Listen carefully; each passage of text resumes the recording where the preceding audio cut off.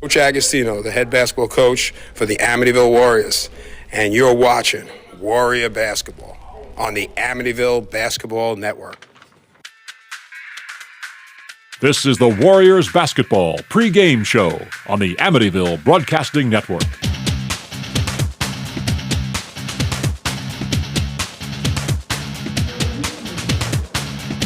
Welcome back to the Amityville Broadcasting Network. I'm your host, Aaron Kruder, with Christian Chicos, and we are here in the Fred Williams Memorial Gym, heading up for the Amityville Warriors to face the Mount Sinai Mustangs later today. How are you doing today? I'm doing perfect today. I've had a great morning. I've ate ice cream already. What about you? Me too. And you know, we've already watched this great game between Riverhead and Longwood. In this, we have a tournament going on today, the Fred Williams Memorial Tournament, which if sounds familiar, it is because this gym is named after him. We'll get more into that later, but we have some games to recap. So both Amityville and Mount Sinai are coming off of big wins yesterday.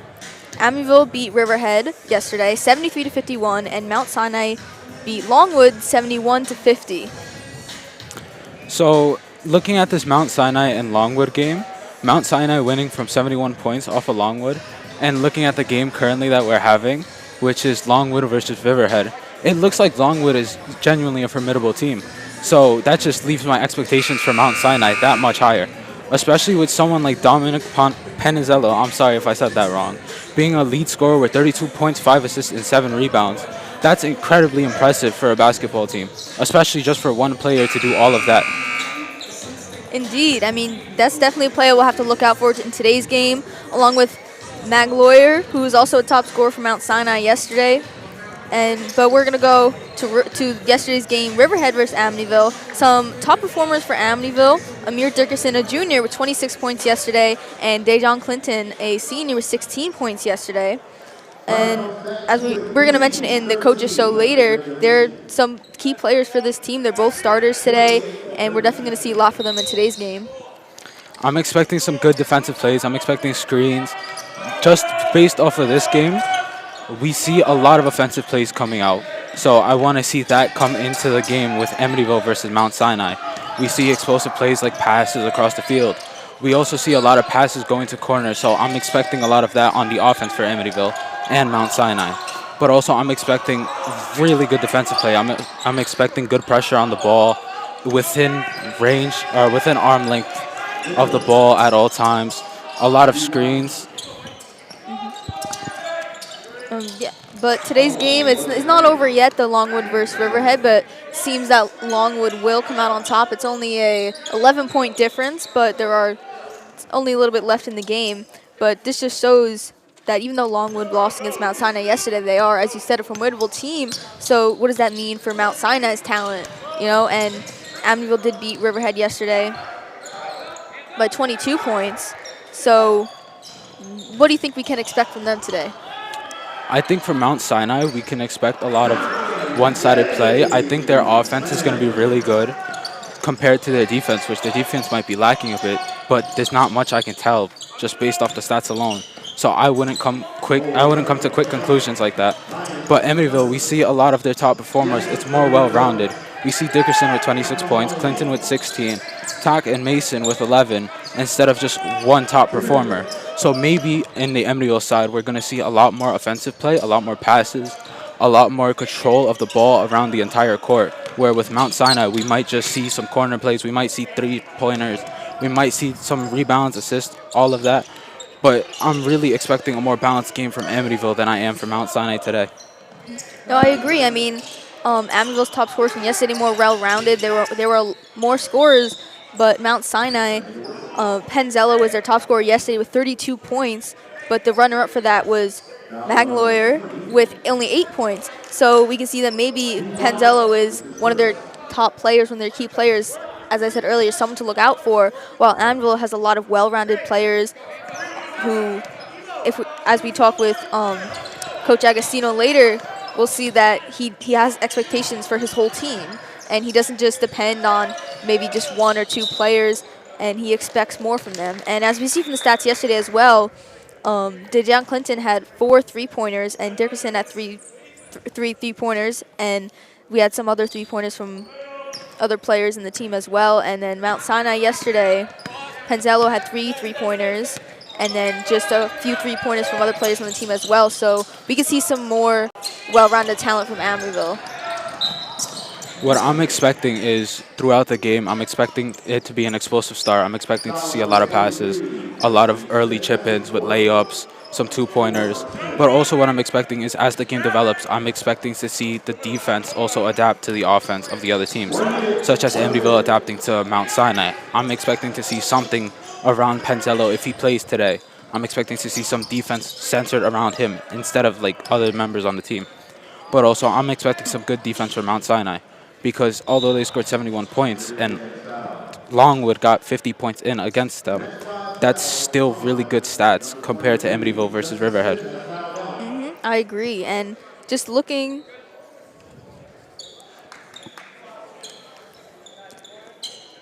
at Looking at the game today from Longwood and Riverhead, Longwood is performing well, but in addition, Riverhead is also a good team. We can see some defense from them. We can see some offense. So what Amityville did is impressive, but also what Mount Sinai did is also impressive. As we see Longwood dominating the game today with 45 seconds left, with them having around a 15-point lead. So really, I'm expecting a good game today. I'm expecting an explosive start with maybe a slower paced mid-game to end game. Around quarter 3, quarter 4, I'm expecting it to slow down. I'm expecting the players to start taking their time, looking for these openings that they can create. But in the start, which is quarter 1, quarter 2, I'm really expecting an explosive game. And I just want to say, as we mentioned earlier, that Amityville might have a more well-rounded team. I think I can kind of see that in this game right now going on with Longwood and Riverhead. And I see a lot more plays from a variety of players on Longwood's team, while I see more of the better plays from Riverhead coming from the same players. So we can kind of draw conclusions about that, about this game, maybe tie it into the next game, see, well, maybe if this one team only has these amazing plays coming from the same players, are they really going to win? And we see that now, like, are they? Well, what I think is a well-rounded team is really good, but it's also really good to have that one-star player. That one-star player can create a lot of openings, a lot of opportunities for the team. Although they might be scoring the most points, that doesn't mean the rest of the team isn't doing anything at all, because the rest of the team is also creating those openings for that one player. I think from these stats, yeah, we can assume that that's their main offense, which is Dominic Penzello. But I think what also we can assume is that the rest of their team is really good at assisting, really good at creating these openings, these passes, to give Dominic these opportunities to score these 3-pointers. I think that's all we have for recapping today's games, or yesterday's games. We look forward to this upcoming game today, but now we're going to send it to the coaches show. I had the opportunity to talk with head coach Jack Agostino earlier today. We're going to send it over to that now. I'm a recruiter here with Amityville head boys basketball coach Jack Agostino for the coaches show. So what are your goals for the team this season? Well, great question. The number one goal never changes, and you know this from last year. We want to give maximum effort every day. If we can do that and play like a team, those are great reasons for us to be really good this year. Thank you. Amir Dickerson was named one of the top 100 Long Island boys basketball players for the season. What expectations do you have for him this year? Well, I really want him to be a leader more than anything, on and off the court. So I'm really, really proud of him that he made the honor roll, which is really important to us because he's going to be a college basketball player, so you have to have the grades. So if he's a leader on and off the court, that's my highest expectation. So in yesterday's win against Riverhead, Amir Dickerson and Dejon Clinton were your top scorers. But what are some other players that you think will step up in today's game? Well, he's walking in right now is Takai Mason. He's a really, really good player. He's a senior. He brings so much energy, so much leadership, and really can play. So you'll see some good things from Takai. And today you were playing in the Fred Williams Memorial Basketball Tournament. What is the significance of this tournament and your program participating? Well, Fred is a legendary basketball coach who passed away of pancreatic cancer back in 1987, really, really long time ago. I took over for him, And it was a really sad moment in Amityville history because he was a young coach. I think he was in his 40s. And, he got hit with this cancer. I think they diagnosed him on Halloween. He died Thanksgiving, the day after Thanksgiving. So it was so quick, a month. They put me in charge of the basketball program, and I was only 26 years old. I didn't know what I was doing. I still don't know. I'm sure I 100% know what I'm doing, but I'm a little bit better than I was. But Fred was just such a legendary figure around Amityville. He lived in the community, worked as a phys ed teacher here. He's somebody that should never be forgotten. Finally, what are your keys to defeating Mount Sinai today? They're really good. They're big, they're athletic, they like to press, so we have to handle the pressure. If we handle their pressure, we'll be in great shape. And when we handle pressure, we have to finish. We have to finish the play off. So break the press, score. Break the press, score. If we do that and then play well in the half court, we'll be fine. Thank you. Aaron, big time. Welcome back. Once again, I'm your host, Aaron Kruder, with Christian Chikas. We are once again in the Fred Williams Memorial Gym, and we're going to send it to our sideline reporter. Hi, Warriors! Right now we're at a double game in memorial of Fred Williams. Coach Jack Agostino has started these games in memorial for him and have kept this annual game since 1987.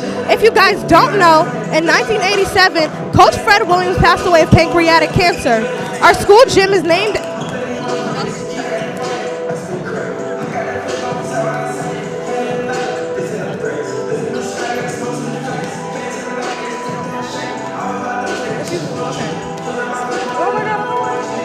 If you guys don't know, in 1987, Coach Fred Williams passed away of pancreatic cancer. Our school gym is named after him to give thanks for what he's done for our players. We remember him greatly, and he will always be a part of Amityville history for how much he has contributed to not only the school, but the kids in general. One of his students have landed spots on multiple NBA teams. This student, Shelton Jones, class of 1984, attributed these achievements to Coach Williams. I'll end this segment with a quote from current varsity coach Jack Agostino. He's somebody that should never be forgotten. Thank you. Back to you. Hi, and once again, I'm Aaron Kruder, Christian Chicos, and we're going to look at today's game, this matchup that's coming up in about just under 20 minutes between the Amityville Warriors and the Mount Sinai Mustangs. As we said earlier, they're both coming off of a win, which, they're both probably very confident going into this game. They're both very good teams. And what are your thoughts? What do you think is going to go down today? I think a lot is going to go down tonight. Like I said before, I'm expecting an explosive game. I'm expecting Mount Sinai to take an early lead, however, because just looking at the teams, Amityville being more well-balanced, in my opinion. Mount Sinai, I think Amityville is going to have a hard time coming off the start. Mount Sinai is just going to find those explosive plays. Mount Sinai is going to get those early opportunities, early passes, especially if they have good pressure with the ball and can maintain the opponent's offense and defense. So I'm just expecting Mount Sinai to take the early lead, but I think Amityville is going to take it back eventually. I agree. As we saw in the game that just ended right now between Longwood and Riverhead, Longwood had a really explosive start. They had a 7-0 run, I believe, in the beginning before Riverhead even scored. So I think that an explosive start is really important to get a good run in. But when you have two good teams like Amityville and Mount Sinai, it might not even matter who has the explosive start because the other team could just as easily take the lead back. I think another thing that matters is the pacing of the team. Like we saw in the Longwood versus Riverhead game just now, one of their scorers got substituted extremely early in the game, and then they got brought back later so that they could keep up the pace, they could keep up the pressure that they had similarly to the start of the game, just as how explosive it was. I think stuff like that is going to come into play against this Amityville versus Mount Sinai game as well. I'm expecting to see the pace play out a lot more, because even if they come off the explosive starts, if they come head-to-head with each other and the defense is just as good as the opponent's offense, what it's really going to come down to is the pacing of these teams. How long can they keep their pressure up? How long can they keep this offense up? How long can they keep it up against the defense of the other team and actually find these opportunities? I think opportunities are going to be what's what Amityville is going to be looking for. As I guess he was said in the coach's show, he needs players to be ready for anything to break Mount Sinai's press and everything like that, because he acknowledged, Mount Sinai is a very good basketball team, so they're going to have to bring a lot to the plate to beat them today. But I also want to acknowledge Amir Dickinson made the list for the Long Island Boys top 100 basketball players, so kudos to him. He's a starter today, and he's only a junior, so you can just tell he has that spirit in him. He's a very good basketball player. What do you think we can see from him today on the court? I'm thinking we can see a lot from him today. I'm expecting some points. I'm expecting some rebounds. I'm expecting some assists from him as well. But what I'm really expecting for him is I'm expecting from him to be capitalized on the opportunities his teammates can make for him. I'm expecting some passes to the corners and then passes back to him, which he's going to be further back near the three-point line. I'm expecting some three-pointers today from him. I'm really just expecting a lot from the offense on Amityville, especially with Amir Dickerson and Clinton, both making some good points early game. I mean, yesterday, Riverhead versus Amityville says here Amir Dickinson had a game-high 26 points with 8 rebounds and 5 assists, and that was the opening of the Fred Williams tournament. But that was a really good start for Amityville, a really good start for Amir Dickinson as well. So I think we expect him to bring that energy into today's game as well. Yeah, that's what I'm expecting as well. I'm also expecting a lot of energy from Penzello from Mount Sinai. I'm expecting him to do a lot this game because, like I said earlier, he's going to get opportunities this game. And what I think can really throw each other off in this game from Mount Sinai and Amityville is if they start off explosive and change the pace drastically. Because if you start off explosive, your other team is already going to be conditioned to trying to think fast-paced, trying to react to you. But if you change the pace just slightly, start taking your time with those shots, start taking your time looking for opportunities, stuff like that, we're going to see a lot more opportunities, we're going to see a lot more openings be available because the other team just isn't ready for that change of pace. And, just because we're focusing on the top scorers from yesterday doesn't mean their whole team isn't as good as well. Both teams have incredible players and everything like that. I think they're ready for each other, and I think it's going to be a very good game, maybe a closer game than the one that we just saw. Yeah, that's what I'm expecting as well. For me, I think my score prediction is going to be extremely close. I'm expecting within 10 points of each other because it's just so hard to decide between the two. We see 71 points from Mount Sinai yesterday and then 73 points from Amityville yesterday with similar scores, only 2-point difference from each other, and the losing teams only have a 1-point difference from each other. That just leaves me to wonder, are these games a lot more similar than we think they are? I agree. I mean, it's definitely going to be a close game. These teams are both, as we said, they're incredible teams. They're both get off to a good start, and I think we're going to see leads from both teams at any point in the game. It really could be anybody's game with teams as great as these ones. That's what I'm expecting as well. Like, the more I look at Mount Sinai stats, the more intrigued I am to see how they'll play today. Because, like I said before, Penzello is their top scorer, but the rest of the team, although they scored points, it's nowhere near Penzello's. But look at Brian Vales. He had 6 rebounds that game. Same with Kolsch. He had 6 rebounds that game. It's just how well can this team create opportunities for their top scorer. That's also what I'm looking at for Amityville.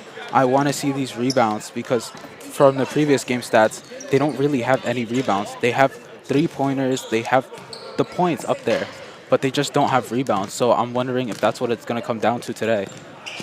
And I want to say something about Mount Sinai's roster. They've been intertwined with each other. We have a set of twins on the roster, and both seniors, Brock and Blake Kolsch. And we have 2 brothers as well in 11th and 12th grade, Brian and Robert Vales.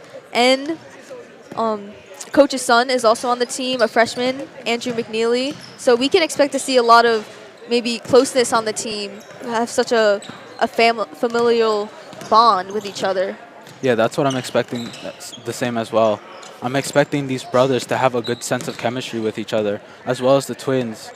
These chemistry can really lead them to a win, or it could lead them to create opportunities, because it's just this chemistry within the team that allows them to make these opportunities, allows them to make these plays.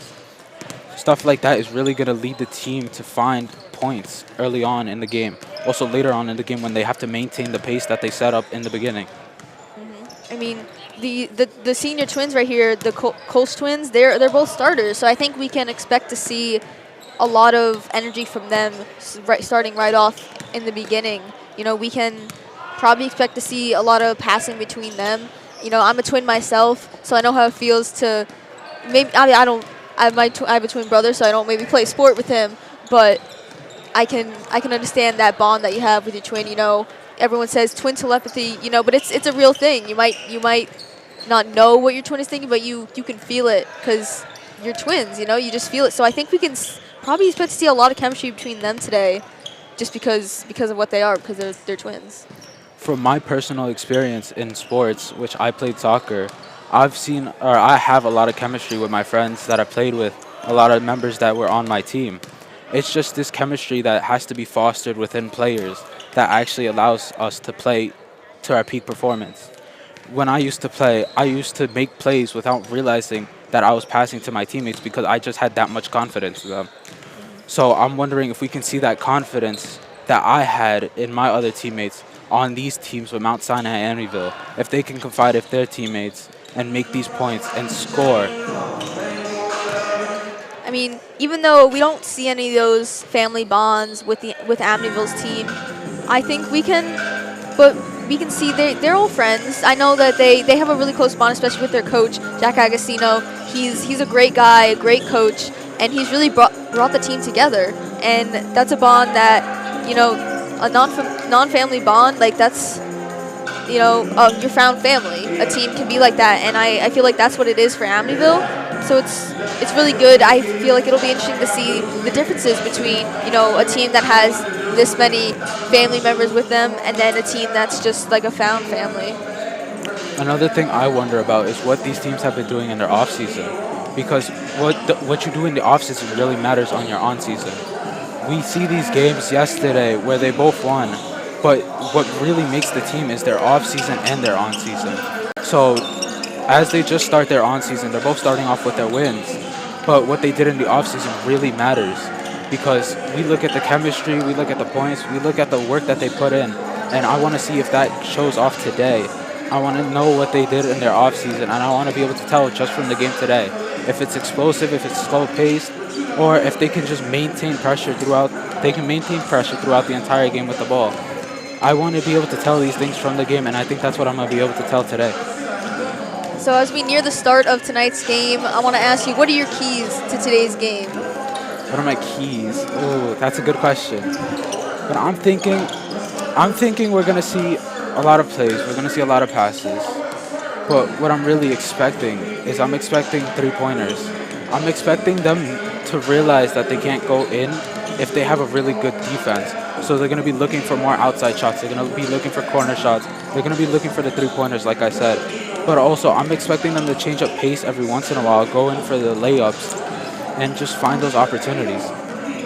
Thank you. I mean, it's going to be a great game tonight, and that's going to be it for the pregame show. Once again, I'm Aaron Kruder, Christian Chicas. We're here in the Federal Memorial Gym, and we'll be right back on the Amityville Broadcasting Network.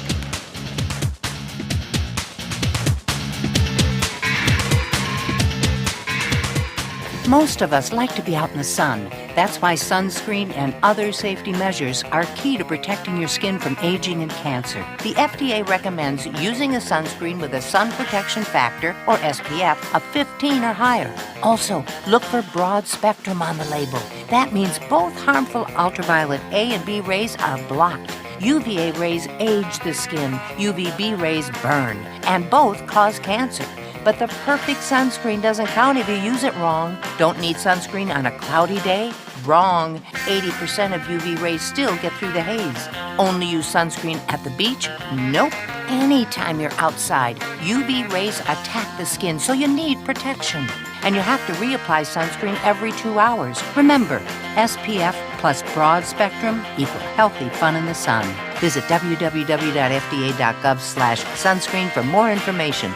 A message from the U.S. Food and Drug Administration. If you're talking, they will hear you. We all want our kids to grow up safe and healthy, so we show them how.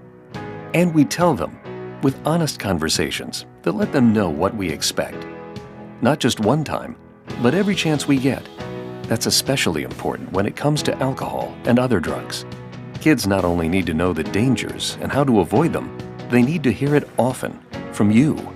And when it comes to pain medications, opioids, they need to know that they should never be taken without a prescription and never shared with friends or family. It's dangerous and illegal. So talk with your kids and guide them through the challenges of growing up safe and healthy. Because when you talk, they hear you. For more information about talking with your kids about underage use of alcohol and other drugs, visit underagedrinking.samhsa.gov. So talk, they hear you. You can do it if you try. I'm Jose. I work construction. My day starts at 4 a.m. Life's tight, but I eat right by choosing one day a week to prep multiple meals with healthy recipes. Then I freeze the extra. I save money by bringing lunch to work. Then dinner is already made. Life just got easier, and I have more time to spend with my family. To learn how to eat right when life's tight, visit snapedny.org to learn more. SNAP-Ed is funded by USDA Supplemental Nutrition Assistance Program, or SNAP. This institution is an equal opportunity provider. I've been driving trucks for a long time, and safety is my #1 priority. I know that my truck has huge blind spots. That's why I remember to check my mirrors often for smaller vehicles. Everyone can help keep our roads safe. Next time you're behind the wheel, try to avoid lingering in those blind spots. It can be dangerous. Let's all plan to share the road safely. Learn how at www.sharetheroadsafely.gov. The Amityville boys basketball team started their 2024-2025 campaign with a home court victory versus Riverhead last night in round 1 of the Fred Williams Classic. Tonight, they look to bring home the trophy as they host Mount Sinai in the championship game. The Mustangs are coming off an impressive win against Longwood and are looking to pull off the road upset. Will the Warriors defend their home turf, or will the Mustangs ride off with a victory? Find out now on the Amityville Broadcasting Network. Coach Agostino, the head basketball coach for the Amityville Warriors, and you're watching Warrior Basketball on the Amityville Basketball Network. It's time for Warriors Basketball on the Amityville Broadcasting Network. And a good evening and welcome live to the Fred Williams Memorial Gymnasium and the Claude Byers Court on the campus of Amityville Memorial High School. We are kicking off the 2024-2025 basketball season. It's game 2 for the Warriors coming off a victory against Riverhead last night. They are looking to clinch this early season tournament non-league games in the Fred Williams Classic.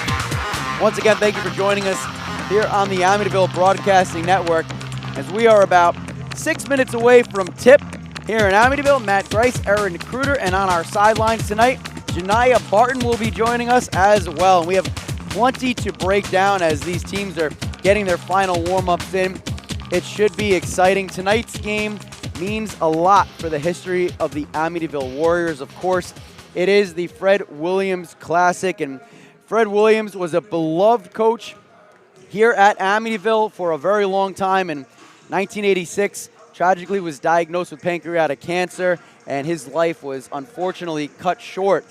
Jack Agostino, a young teacher at that point, was asked to step in, and the rest is history from that point on, as Jack Agostino has gone on to build quite a resume of his own, becoming a legend here for Amityville and Long Island basketball. And now Coach Agostino is looking to get this team back to the playoffs and making a run at perhaps another state title. So why don't we take a look at how the Warriors started off their season. And it was last night against Riverhead. Amityville came out flying high, 26 points in the first quarter as they hosted Riverhead in the first round of the Fred Williams Classic. And they were really led by a duo. Dejon Clinton, 16 points in the game, but 14 points in the first quarter as he was pretty much unstoppable getting things going. And Amir Dickerson, 2 players we're going to talk a lot about tonight. He was solid for Amityville as well.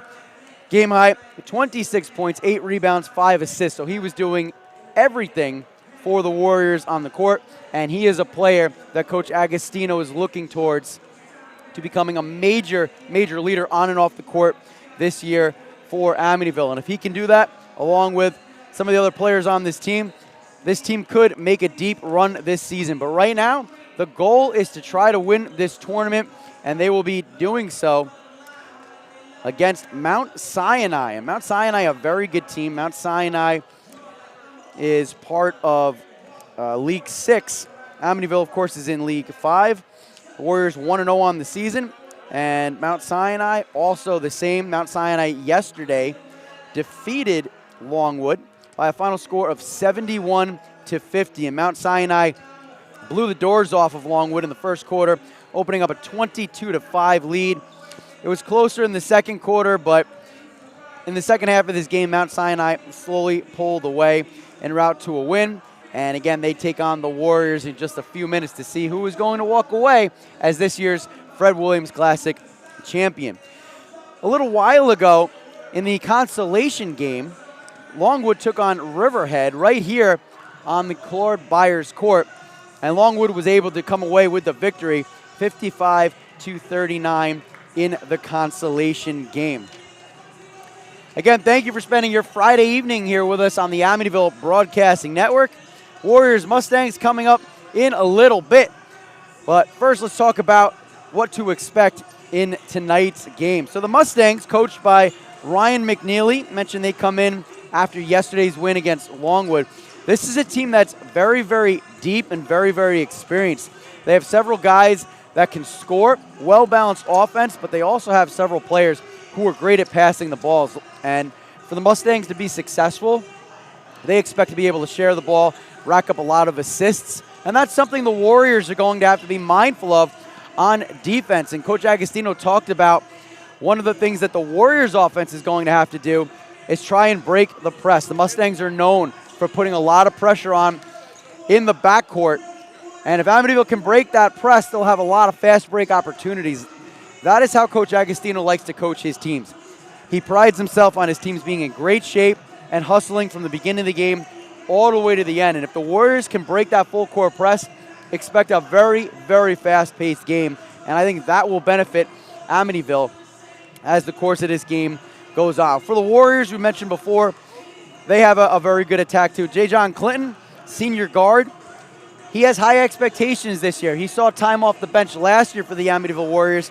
It's his turn to step up and be a major, major player. And of course, Amir Dickerson, he's going to be carrying the weight of his team this season, and this team will go as far as he is able to take them. I mentioned Jack Agostino, head coach for the Amityville Warriors, assistant coach, his brother, Anthony Agostino, and the duo have been together now for the last 3 seasons. Again, Matt Grice, Aaron Kruder on the call for tonight's contest, and we'll get you through the starting lineups right now, and we'll start with the Mount Sinai Mustangs. Number 1, Brock Kolch. Number 2, Brian Vales. Number 12, Alex Campanelli. Number 15, brother Blake Kolch, who is a twin of Brock Kolch. I know that was discussed in the pregame show.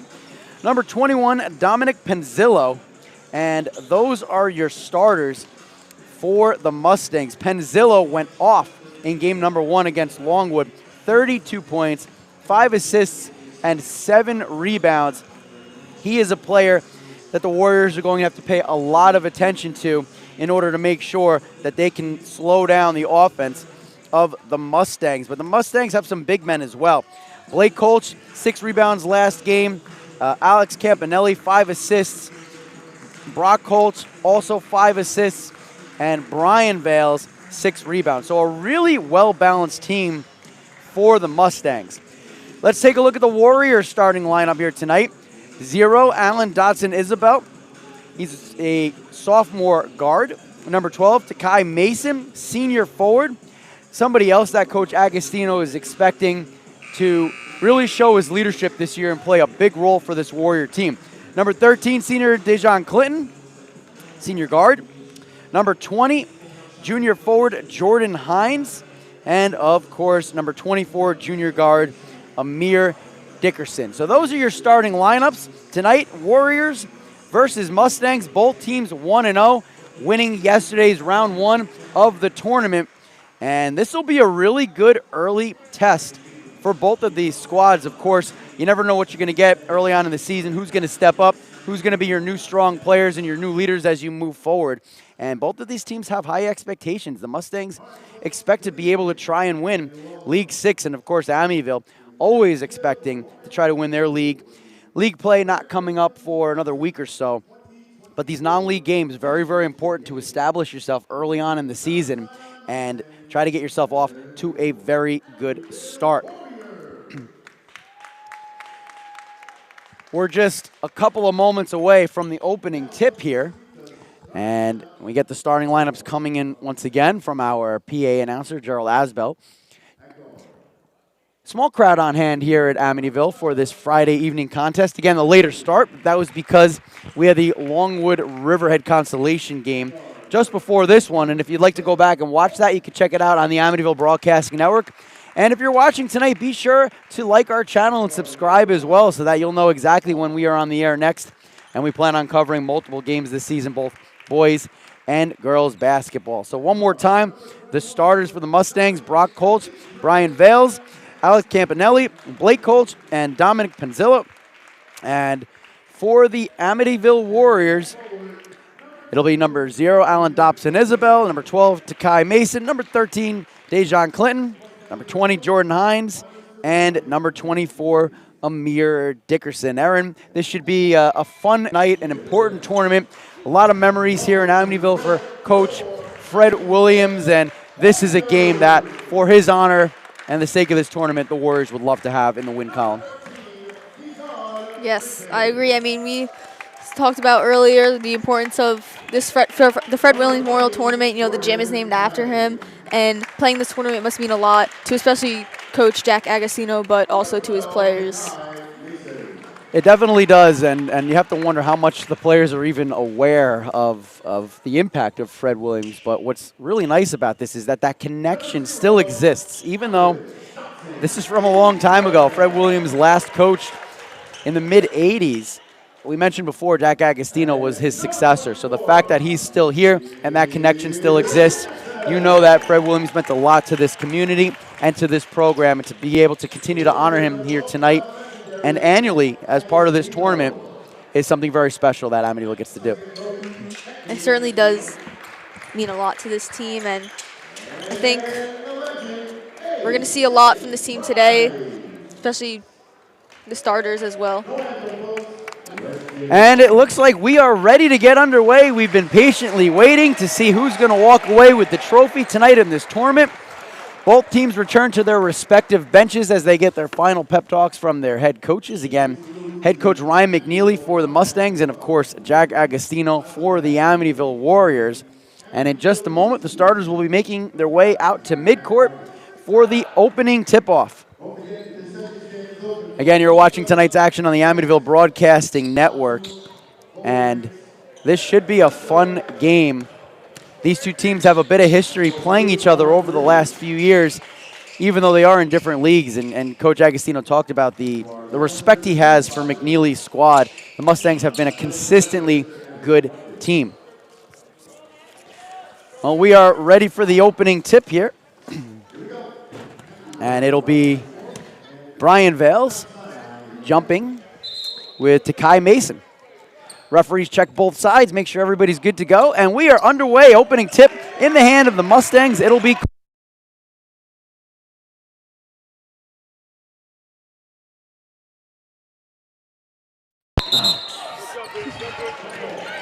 So we get an early whistle and a turnover, and the Warriors will take over. They'll get their first possession starting in the backcourt.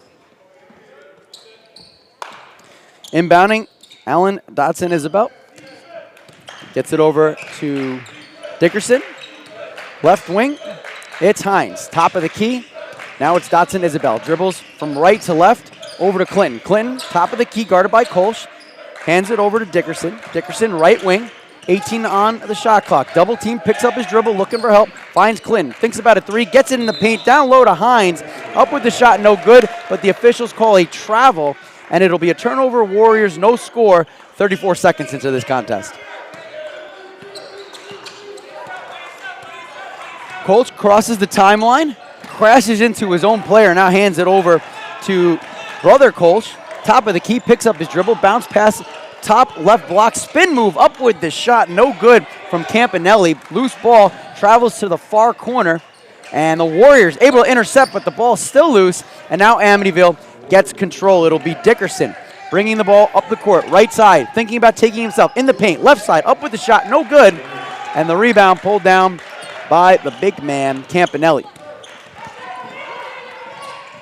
Corner three-pointer, no good for Kolsch, and we get a whistle in the paint, and it's like a foul will be called, or they're going to say out of bounds, must have stepped on the baseline. So the Warriors will get possession, and here's that Mustang press that Coach Agostino talked about having to beat, and the Warriors are able to do it. Clinton over to Hines. Hines far side in front of the Mustang bench.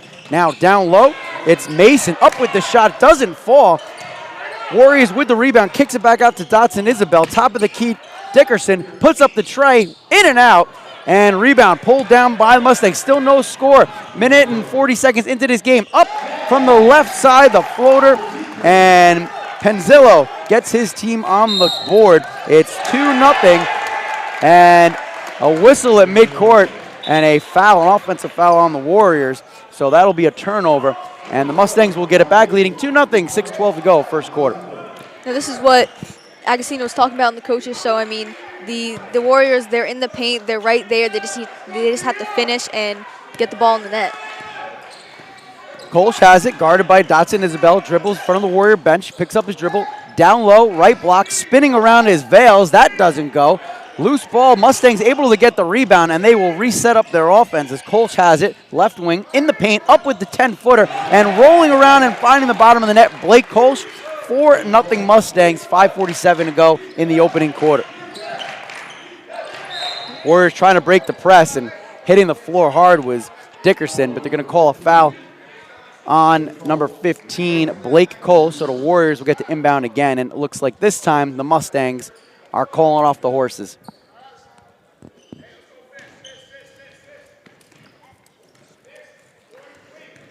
Dickerson taking his time, bringing the ball up the court in front of the Warriors bench. Crosses the timeline. Far wing, in between the legs dribble, gets a screen. Double team now from the Mustangs. Needing help, finds Mason. Mason, the long three, too strong. Rebound pulled down by Kolsch. Kolsch pressured by Dotson Isabel. Mustangs get the ball up the court. Penzillo thinks about a three, puts the ball on the court, loses it, fadeaway shot, and sinks it. Penzillo gets his second field goal of the game, and it's 6-0 Mustangs as the Warriors try to break the press. 5 minutes to go in the first quarter. Warriors breaking in the paint now. It's Hines left side. That shot doesn't go. Loose ball picked up by Kolsch. Kolsch leading a 2-on-1. Penzillo fires the shot strong off the far rim, and it's pulled down by Dickerson.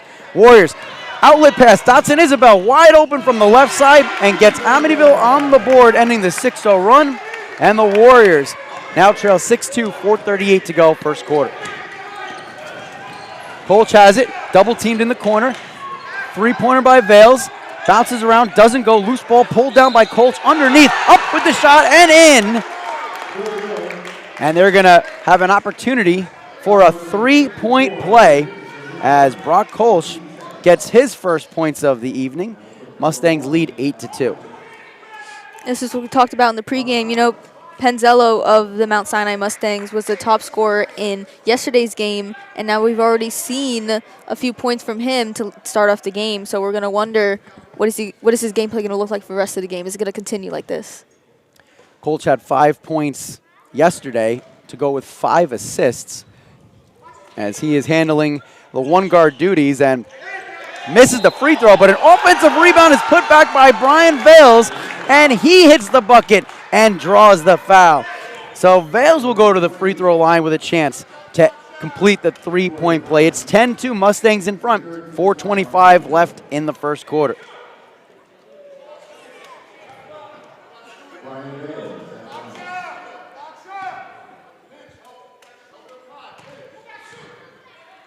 Vales 6 points yesterday to go along with 6 rebounds, and he completes the three-point play. 11-2. Warriors need to get their offense going. Full court press. Warriors able to break it. It's Hines, far court, cross court now. Clinton puts up a long three, doesn't go, And the rebound pulled down underneath, but it's stripped away by Mason. And up with the shot, doesn't go. Clinton trying to get it. And instead, it's the Mustangs that come down with the ball. Penzillo has it. Left wing, crossover dribble in the paint. Finds Campanelli. Loose ball on the floor, out of bounds. And the officials award possession to the Warriors. 11-2, Mustangs out in front halfway through the first quarter.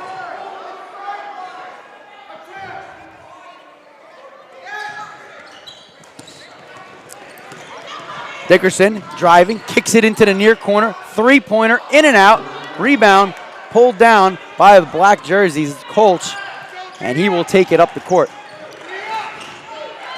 Crossing the timeline, hands off to Colch, his brother.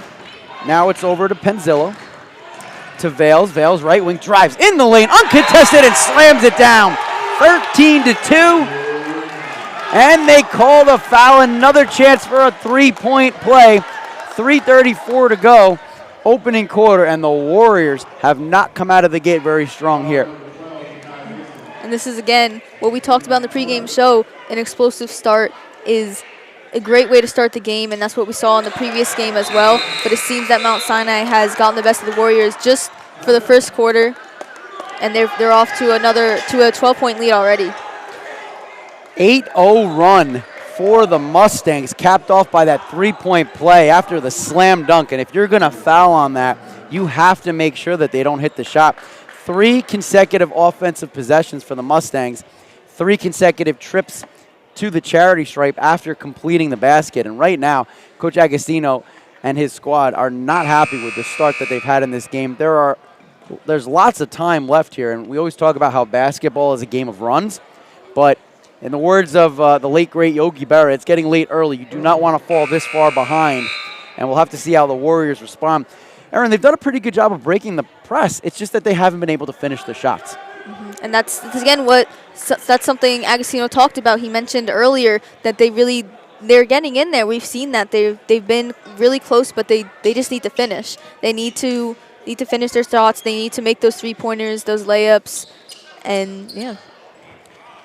Marcus McGlure will come into the ball game for the Mustangs. Warriors keep the same crew out on the court. Dotson Isabel carries it up. Chest pass to Dickerson, right wing, crossover dribble in the paint, pulls back after the triple team, tries to take it again, right down the middle of the lane, up with this shot, no good. But Dickerson able to draw the foul, and that will send Dickerson to the free throw line, looking to end this 8-0 run by the Mustangs. Aaron, that's what you need. If you're trailing, you put the ball in the hands of your best player. We'll see if Dickerson can convert from the free throw line. And he's able to do so, so that ends the 8-0 run for the Mustangs. Warriors just the third point of the game. They trail 14-3. And the second free throw is perfect. 10-point lead for the Mustangs, 3:20 to go, opening quarter. Now the Warriors pressing, full court. Mustangs break it. It's Kolsch. Finds Penzillo, puts up the three, rims out, rebound underneath, shot doesn't go by Vales, and another offensive rebound. Warriors can't seem to get it on the glass, and finally, a white jersey comes down with it, but another loose ball, and we're going to get a foul, and the Warriors will retain possession. Aaron, Amityville's going to have to do a better job. The Mustangs have some big men down low, and Amityville having a very hard time controlling the glass so far this contest. It was a pretty rowdy fight for the ball that we saw just there, but Amityville did recover, and I think we need to see more of that aggressiveness this game. Dotson and Isabel slowing things down under 3 minutes, opening quarter. Isabel, bottom of the circle, guarded by Kolsch. Warriors setting up the offense, kicks it out near corner. It's Hines. Hines dribbles once, finds Mason, spins, gets it over to Dickerson, right wing.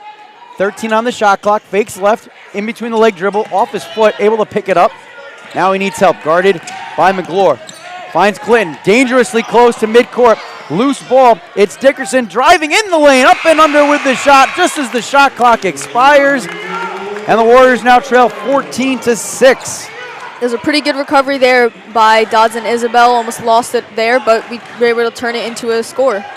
Kolsch has it, right wing, drives, guarded by Dickerson, spins, fade away, off the back of the rim, no good. Rebound by Penzillo. Loose ball up with the shot, no good, but a foul is called on the floor, and that will send Penzillo to the free throw line. That's the first time the Warriors did that without allowing the basket to count. So like we said, if you're going to foul, you have to do that. But Penzillo, he is the dominant offensive force for this Mustangs team, looking to add to their 8-point lead. And the first free throw is good.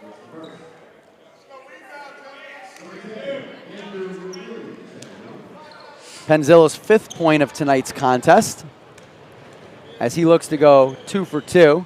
That ball rims out, and the rebound pulled down by Clinton. Here come the Warriors. Mason, far side, hands it off to Dotson Isabel. Clinton drives left side, low left block, up with the left hand, and in. Dejon Clinton gets himself on the score sheet tonight, and the Warriors trail 15-8, 1:50 to go, first quarter. Top of the key, McNeely in the contest now. McGlure, couple substitutes for the Mustang. Hand off to Kolsch. Kolsch, top of the key. Dickerson on him, tries to drive, nowhere to go. Now it's Penzillo. Penzillo, long three, well off the mark, but lands right in the hands of McNeely. And out of bounds it goes. And Amityville gets possession as they make their first substitution of the contest. And it looks like entering the game is Wes Flythe. And coming out for a breather is Takai Mason. 15-8. Mustangs out in front, 1:22 to go, first quarter. Dotson Isabel, bottom of the circle, left side. It's Hines. Hines dribbles and call for the double dribble. Turnover Warriors, and the Mustangs get it back. 15-8 lead, 1:14 to go, first quarter. See, those are just little mistakes that Amityville needs to avoid if they want to finish what they start and get some more points on the board. Glore uncontested, hands it over to Kolsch. Top of the key now, it's Vales. In the corner, Kolsch. Down low, in the paint, up with the shot, and good. Cutting in and getting the field goal was Penzillo. And it's 17-8, under a minute to go, first quarter. Dickerson with the ball. Drive, free throw line, puts up the jumper. Off the right side of the rim, no good. Warriors get the rebound. Clinton has it now, right wing, in the paint, up with the floater, and good. Clinton, the last 4 points for the Warriors. 17-10, 32 seconds remaining in the first quarter. About 1 second difference between the shot clock and the game clock. Driving, uncontested, it's Marcus McGlure. And it's now 19-10, shot clock turned off here. Opening quarter, 9-point lead for the Mustangs. Dickerson taking his time, gets it across midcourt, right in front of us here on press row. Under 10 seconds to go. Looking for a screen. 5 seconds. Loose ball, stolen away by Kolsch. Throws it down the court to McGlure. 1 second, up with the shot, and it's good at the buzzer. McGlure with the layup from the left side. And after 1 quarter of play here in Amityville, it's an 11-point lead for the guests. 21-10 Mustangs out in front. Don't go anywhere. We'll be right back with this second quarter here on the Amityville Broadcasting Network.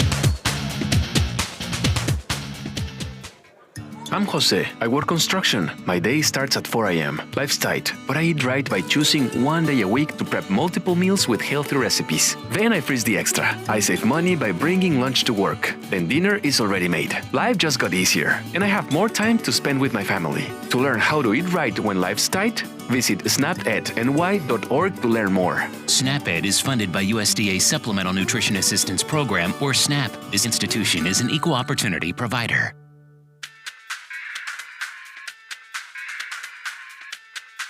This is Mark Stewart, center for the Amityville basketball team, and you're watching Warrior Basketball on the Amityville Broadcasting Network. With 1 quarter in the books, the Amityville Warriors find themselves trailing 21-10 in the championship game of the Fred Williams Classic. Matt Grice, Aaron Kruder, and our sideline reporter, who we will hear from soon, Janiah Barton. And it's been a fun couple of days to kick off this basketball season, but not the first quarter, Aaron, that the Warriors wanted, trailing by 11 points. I think, as I said, you know, the Mustangs, they went off to a really explosive start, and that's in part by the family feel that they have. You know, 2 of their starters, they're twin brothers. So we see the relationship, the chemistry that they have playing just now in the first quarter and how that affects their gameplay. The Warriors sending out a couple different faces here to start the second quarter. Tristan Trellis, he enters the game. Dickerson will remain on the court for the Warriors along with Wes Flythe and Jordan Hines. Dejon Clinton also in the game. Trellis inbounds the ball. It's Dickerson. Bottom of the circle, looking for a screen. Hands it over to Flythe. Getting his first touch of the game. Drives in the lane with the right hand and hits. Good start for the Warriors here in the second quarter. Flythe's on the board, and it's 21-12. 20 seconds gone by here in the second. McGlort down low. Vales kicks it back out. McNeely in the corner. Double teamed, cross court. Finds Penzillo. Penzillo, three-pointer. No good, and we get a whistle in the paint. And we'll have to wait and see what the call is. Looks like the call is going to be on Amityville. So a loose ball foul. Mustangs will inbound under their own basket. 21-12, 7:25 to go in the half. Tristan Trellis, fresh off the bench, called for the foul. Max Dabrowski in the game now for the Mustangs. He tries to inbound. It's tipped out of bounds. And they are going to call another foul on Amityville. They're going to say it was in the act of shooting. So Brian Vales will go to the free throw line. Vales with 6 points in the first quarter, looking to add to his total. First shot is good.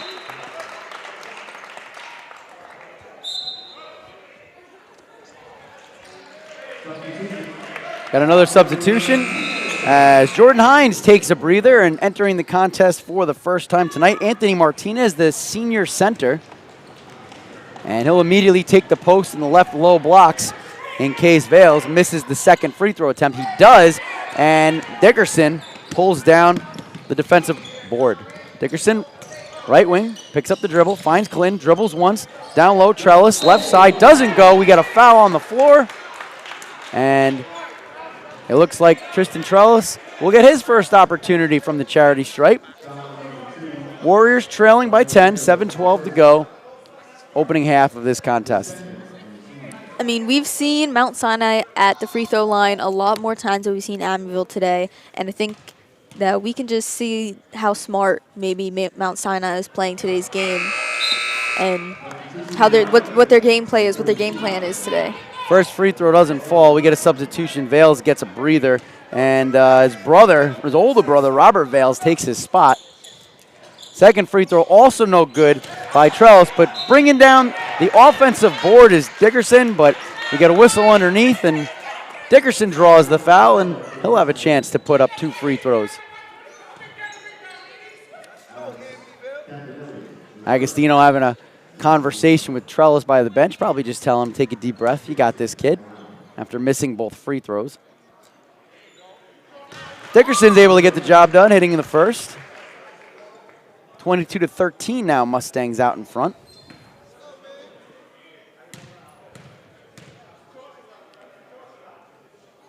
Five points on the night for Dickerson, make it 6 as he drains both free throws. 22-14, Mount Sinai in front. Warriors putting on the press. McNeely looking for help, finds it. It's Penzillo, corner, bounce pass down low to Vales, and they're going to call a turnover on the Mustangs, so the Warriors will get the ball back, and Mustangs not pressing. We've seen a little bit of that, Aaron, tonight, but calling the dogs off right now.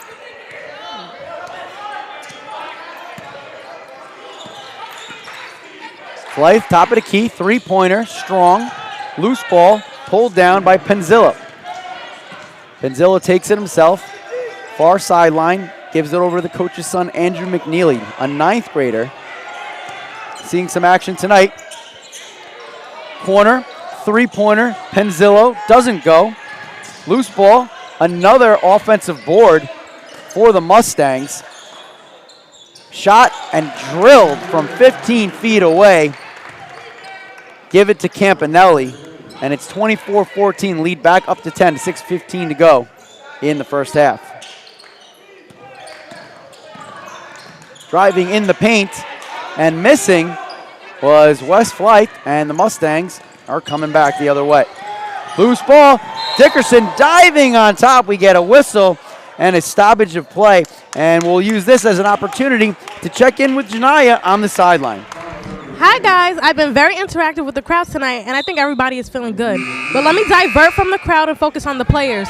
Tonight I have spoken to players Amir Dickerson, Jordan Hines, and Tristan Trellis. But right now we're going to talk about my conversation with Jordan Hines. So, in conversation I asked Jordan, what was your off season like? And to that Jordan responded, I played basketball and traveled. I was mostly out of town though, not playing as much, kind of just enjoying my off season. After that, I asked Jordan, how do you get yourself focused on the game and just the game only?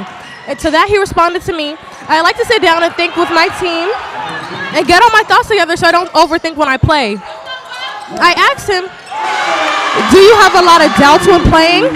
He told me, no, I don't have doubts when I'm playing. Regardless of how I'm feeling, the game must go on. I asked Jordan, do you feel like the Amityville team works together effectively and you are all on the same page? He said, yeah, I feel like we're all on the same page, and if we're not on the same page, we have to communicate so we can be. So, sending this back to you. Thank you very much, Janaya. Great report. Get a little insight of what's going on with these players. And some exciting action here the last 30 seconds or so. And it started with Takai Mason getting 2 points on the board for the Warriors, and then off the turnover coming down the other end, Wes Flythe with a big three-pointer. And all of a sudden, the Warriors are slowly starting to crawl back into this game. It's 24-19. Amityville trails Mount Sinai as we are in quarter number 2 of the championship game of the Fred Williams Classic. Matt Rice, Aaron Kruger, bringing you tonight's action. And this is more of what we expected to see from Amityville. And you have to give a little credit here. They still have some work to do to come back, but they've made up a lot of ground, and it shows the leadership and the confidence that their coach instills in this team. I agree, and I think, just right now they were making more plays. They have a few more points on the board. Now the gap, there's only a 5-point gap. And as I said earlier, I thought this was going to be a close game, and now it's starting to finally feel like it will be. Warriors putting on the press, and it works. Flythe with the interception, and he hits the deck pretty hard. Dickerson helps him to his feet, and the call will be a foul on Marcus McGlure. McNeely comes out of the game. Brock Colch comes back in, and the Warriors will inbound right in front of us here on press row. Flythe gets it into Dickerson. 24-19. Warriors have cut the lead down to 5 points, 5:20 to go in the first half. Flythe has it, right wing. Finds Mason. Mason drives, picks up his shot, floater, and hits. 7-0 run for the Warriors. And it's 24-21, approaching the 5-minute mark of quarter number 2. Another loose ball and another steal for the Warriors. Here comes Dickerson. Takes it himself up with the shot. No good. He draws the foul, and that'll send Amir Dickerson to the line for a chance at 2 free throws with the clock stopped at 4:55. Amityville with an opportunity to get within 1. Aaron, and the Warriors have really not had a deep run so far this game. Finally, they find themselves in a 7-0 run. This is what they've needed.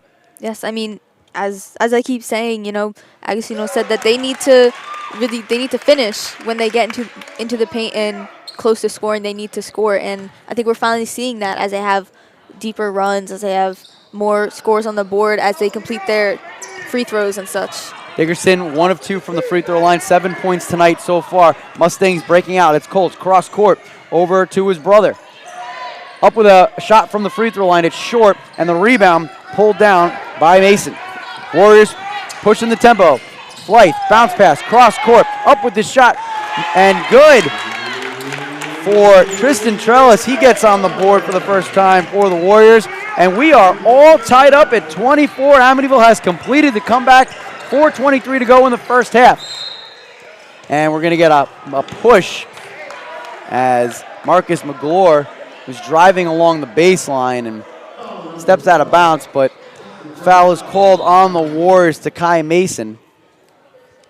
So the Mustangs will inbound under their own basket. We are all tied up at 24. Warriors trail by as much as 12 points here in this contest. They've come all the way back, but right now the Mustangs looking to stop the bleeding. 10-0 run for Amityville, and that'll do it. In the paint, shot doesn't go. Loose ball. Warriors trying to get the rebound. They can't do it. They are getting dominated on the offensive glass, and McGlure is able to put it back and end that 10-0 Warrior run.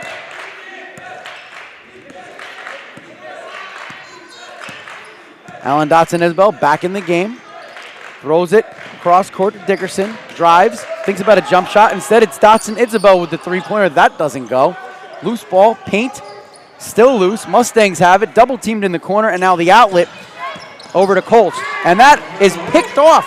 And then another turnover. Loose ball diving on the floor was Dotson-Isbell, but he couldn't save it. So the Mustangs, after a wild exchange there, will inbound right in front of us here near sideline. 26-24. Mustangs back out in front. Warriors have yet to lead in this game. 3:33 to go in the second quarter. Down low. McGlure up with the shot, doesn't go. And they are going to call a foul. And that will send Marcus McGlure to the charity stripe, trying to add to this Mustang 2-point lead.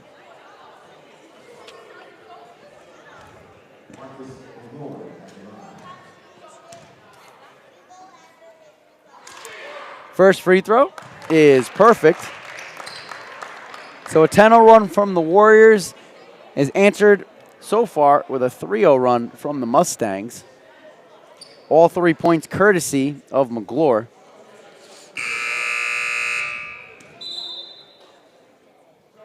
And Warriors looking to substitute Isaiah Nixon into the contest for the first time. And the officials give him permission to enter. Taking a breather, Jordan Hines will take a seat. Nice applause from the crowd. Isaiah Nixon, a freshman guard coming in for Amityville. So Agostino showing his confidence in the freshman. Second free throw, front of the rim, no good. And Dickerson pulls down the board. Dickerson, pull up three-pointer, doesn't go. And it's the Mustangs who come down with the rebound. 27-24. Mount Sinai out in front. Colts has it, top of the key. Corner. It's Campanelli. Left wing, now Campanelli again, near baseline. Dribbles once, picks up his dribble, gets it back, thinks about a three-pointer, now kicks it out to the top of the three-pointer, doesn't go from Colts, and the Warriors come down with the rebound. It's Dickerson. 27-24, Warriors trail by 3. Fresh off the bench shot is no good for Nixon. Out of bounds it goes. Dickerson frustrated on the play, and it'll be possession Mustangs. 27-24, Mount Sinai up in front. 2:35 to go in the first half. Kolsch has it, left wing, dangerous cross-court pass. Long three-pointer, Penzillo, that doesn't go. And Clinton able to pull down the rebound on the left low block. Dickerson will cross the timeline for the Warriors. Drives, kicks it out. Clinton, three-pointer, short, and right into the hands of Dominic Penzillo. Good passing. Down low, cutting to the lane is McGlure, and he hits the field goal. McGlure has the last 5 points for the Mustangs. It's 29-24, under 2 to play in the first half.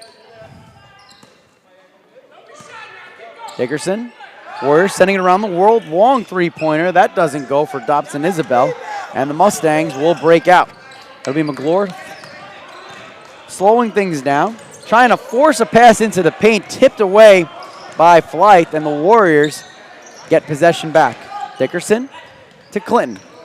Clinton and Dickerson led the way against Riverhead in the last game, trying to keep the Warriors in this contest tonight. Amityville trailing by 5. Dickerson has it. Far wing, three-pointer, and sinks it. Dickerson with the tray, and it's 29-27, 1:14 to go in the opening half.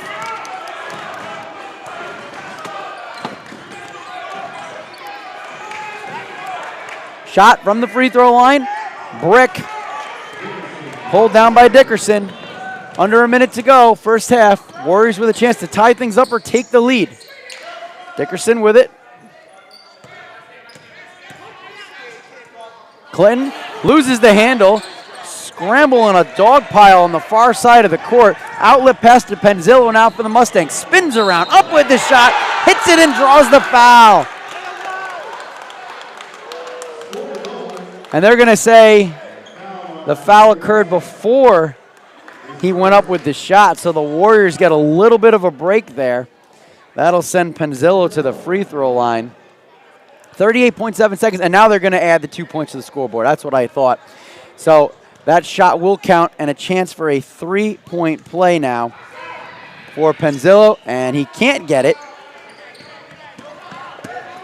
2-second difference between the shot clock and the game clock. Ball goes out of bounds. And it looks like possession will be given to the Mustangs. Warriors did not like the call. Crowd did not either. And perhaps now we're going to get a timeout on the floor. 31-27 with 32.3 seconds to go in the opening half. And it looks like they may end up rewarding possession to the Warriors after all. What an interesting game, Aaron. It started out in the first quarter, all Mustangs. The second quarter, the Warriors have done much better. But Marcus McGlure has gone off the last couple of minutes for the Mustangs to retain this lead. I mean, the Amityville Warriors have really lessened that gap there between the scores. There's only a 4-point difference now, when it was once a much bigger gap, a much bigger difference. But we've seen more aggressiveness from them in the second quarter, more turnovers as well. They're taking the ball back. They recognize their mistakes. They're trying to get more points on the board than they have. They've gotten more three-pointers as well, and more just more points on the board in general. Again, we thank you for spending your Friday evening with us here on the Amityville Broadcasting Network. If you're tuning in for the first time, make sure that you subscribe to our channel, like what you see. We appreciate you being a part of tonight's broadcast. This is the championship game of the Fred Williams Classic. Amityville won their contest last night against Riverhead to advance to the championship game.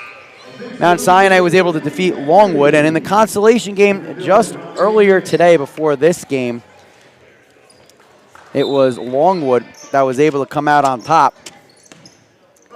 But right now, it's all about the Warriors and the Mustangs. Amityville trailing by as many as 12 points here in the first half. They were able to tie up the score at 24, but right now it's 31-27. Warriors do get possession. 2-second differential, game clock, and shot clock. Dotson Isabel has it. Now it's Dickerson. Warriors could potentially hold for the last shot, but Dickerson decides to put up the long three-pointer, and Dickerson drills it back-to-back threes for number 24, 31-30. Warriors now trail by 1. 10 seconds left. Warriors pressing. Full court passes. McGlure kicks it out to the corner, thinking about the three. 4 seconds, crossover dribble. Right wing. Campanelli up with the shot, doesn't go, swatted away, and we hit the half with the momentum swinging back in the favor of the Amityville Warriors. They still trail by 1, but this game just got a lot closer. We are at the half, and the Warriors and Mustangs, it's 31-30. Amityville trailing by 1, but don't go anywhere. We're going to break this one down for you. It's the halftime show coming up next right here on the Amityville Broadcasting Network. Over the years, you've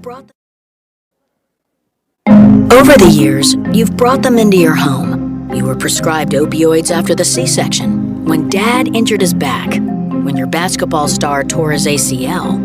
Opioids helped with the pain, and you held on to them just in case. But did you know holding on to unused opioids puts your family at risk? Opioids are powerful pain-reducing prescription medicines, but most people who are prescribed opioids don't finish their prescriptions. So millions of unused opioids are sitting in homes across the country. And tragically, more than 100 Americans die every day from overdoses involving opioids. What can you do to protect your family? Remove the risk of unused opioids from your home. Pills, patches, or syrups in drawers, purses, and cabinets, anywhere they might be hiding. To find out how to dispose of them properly, visit www.fda.gov/drug disposal. This is the Warriors Basketball Halftime Show on the Amityville Broadcasting Network. Welcome back to the Amityville Broadcasting Network. Once again, I'm your host, Aaron Kruder, with Kristen Chicas, and we're in the Fred Williams Memorial Gym. What a great start to the game. I mean, this is halftime now, and the score is 31-30. Mount Sinai is up by only 1 point. I'm really loving this game so far. I've just loved the pace that they started out with. Early in the beginning, you see Mount Sinai applying a lot of pressure. But something I realized from Amityville is that their defense is also there to meet the challenge. Something I realized really early on is how the Amityville's defense is positioning themselves. They're positioning their body to push Mount Sinai's offense more towards the corners so that it's harder for them to get center scores.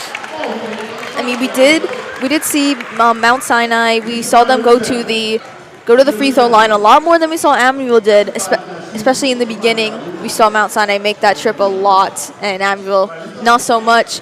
But Mount Sinai made a lot of their shots, a lot of their free throw shots they made in, and then they also made their shots in the first place as well.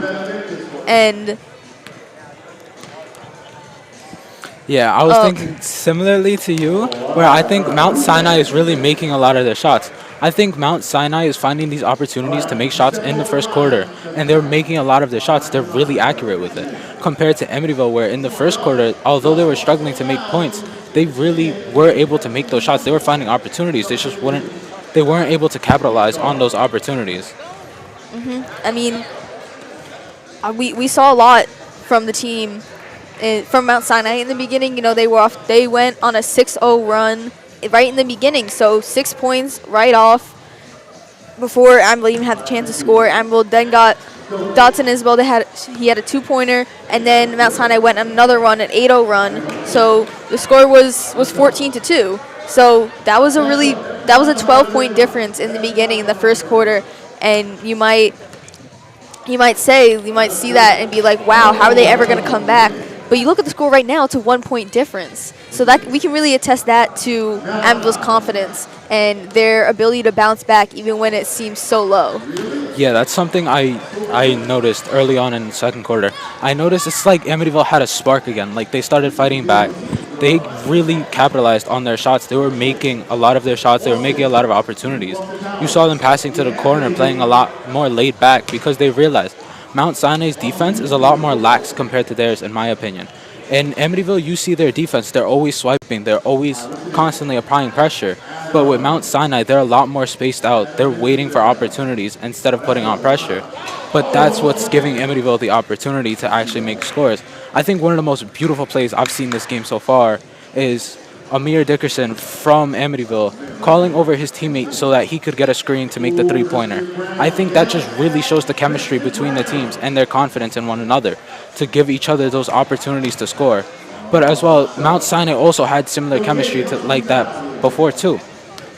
I think in the first quarter, we saw them passing to the corners so that they could get opportunities in the other farther corner or closer to the center, which is how we saw one of them make a three-pointer and how we saw some of them make layups, because they were able to find those opportunities by applying pressure in the corners. And I want to add on to that with Amir Dickerson. We really see his leadership on the court and off the court as well. You know, Agostino did mention that he did expect a lot from Dickerson on and off the court, and just seeing him make plays like that what you mentioned, it can really attest to his leadership and his ability. You know, we can really see his confidence, and you know, he did make the list for the top 100 basketball players on Long Island for this season. So we can see why. We can see why because he has scored a majority of the points for Amityville on the board. He's made a lot of good plays, and we can really see that in the game today. Yeah, I really think the confidence in both teams are incredibly impressive, especially the confidence from Mount Sinai, their chemistry with one another. Although Amityville has good chemistry, so does Mount Sinai, and I think that's just really what makes this an exciting game, that we can see both these teams confident in each other, both having good chemistry, both knowing how to play the game well, as we see in their offense and their defense, and that's just really what's making it an exciting game. There was a giant gap in between points, but as Amityville brings it back, I think that's just bringing the game more to like a climactic finish. I agree. I mean, it's been a really exciting game. and it was more maybe so fast for Mount Sinai at the start, but Amityville, they caught up. They caught up really easily in the second quarter. They as you said, something sparked in them, something snapped in them. They knew what they had to do, and they did it, and that was only 1 point difference. But I want to talk about their fight for the ball. There's been a lot of turnovers, intercepted throws, intercepted passes, and just a lot of recoveries from both teams. You really see they're fighting for the ball. They want the ball. They both really want to win. That's also something else I noticed, the fight for the ball. I feel like in the beginning, quarter one, Mount Sinai had a lot more possession in the ball compared to quarter two. Mount Sinai was constantly applying pressure on the ball, constantly winning it back, constantly winning the rebounds, winning jumps, everything. But as we progressed on to quarter two, we saw more swipes from Amityville. We saw more interceptions. We saw more plays where they'll go harder for the ball to try to win it over from Mount Sinai. Even though they may not win every jump, they're still trying harder with each jump. And I do want to talk about, the leadership that we see from Dickerson. I mean, I mentioned it earlier, but also this is the chemistry of the entire team. We see them prepping in halftime right now, but we see X, he's showing them what to do. He's talking to them as a coach and as a mentor, and just telling them, just preparing them to finish strong in the second half and eventually maybe and possibly take home the win. Yeah, I feel like that comes into play a lot more in the actual game, where you'll see Agostino, you'll see him coaching the players while they're on the field. And I feel like you also have some of that leadership from Mount Sinai. You'll see some of their leader players, like Penzello. You'll see him. He's really looking for the opportunities. He's making some calls out here so that he could find opportunities to shoot, or he could give his teammates the opportunity. Yes, I agree. And now we are going to take some time to send it to our silent reporter right now. Hi, guys. While on the sidelines before halftime, points are not in favor of the Warriors. I can hear the team discussing their roles in the game. Coach Agostino brings out the game plan board, basically telling this team to spread out more aggression, and tighten up their moves a little bit. He wants them to secure the perimeter and go around other players instead of playing so defensively up close to them. Back to you. Thank you, Janaya. Now, we're so close to, we're just a minute and a half away from the second half. Now, Christian, what are your keys to the second half to have a good end to this game? I think that the leadership really is going to play a role in this. I feel like the leadership from Amir Dickerson, as we saw, he's creating opportunities for himself and for his team. But we also see that same leadership from Mount Sinai. I feel like if we can see that consistent leadership throughout the entire game, we can see it for the remaining of the game, then I feel like they'll find the opportunities in the opponent's defense to actually score points. I think another thing is we're going to see a lot of three-pointers. Maybe not a bunch of them, but we're going to see a lot of opportunities for them. We're going to see attempts, and I think that's what's going to bring it closer to the end. I agree. I hope we see all those things in the second half as we get ready for it. Once again, I'm your host, Aaron Kruder, with Christian Chicas, and we're just about out from the second half of the game. And we'll be right back on the Amityville Broadcasting Network. I've been driving trucks for a long time. Safety is my #1 priority. I know that my truck has huge blind spots. That's why I remember to check my mirrors often for smaller vehicles. Everyone can help keep our roads safe. Next time you're behind the wheel, try to avoid lingering in those blind spots. It can be dangerous. Let's all plan to share the road safely. Learn how at www.sharetheroadsafely.gov. Coach Agostino, the head basketball coach for the Amityville Warriors, and you're watching Warrior Basketball on the Amityville Basketball Network. And welcome back to the Fred Williams Memorial Gymnasium as we are getting set to start quarter number 3 in the championship game of the Fred Williams Classic. Right now, Mount Sinai, the road team, has a 31-30 lead over the Amityville Warriors. But this score was pretty out of hand after one quarter of play. Warriors trailed by as many as 12 points, but they were able to come all the way back and finish the first half in dramatic fashion. Amir Dickerson with back-to-back three-pointers, 13 points for him in the first half of this game. Leading scorer For the Mustangs on the other side, their top offensive player, Dominic Penzello, and he added 9 points. So we are just set to get underway. Matt Grice, Aaron Kruder, and Janiah Barton on the sidelines for us. And quarter number 3 is underway. Pass tipped, stolen away by Hines. And then his pocket is picked. Kolsch has it. Corner 3. That's drilled. Quick start for the Mustangs. 34-30. 20 seconds into the third quarter.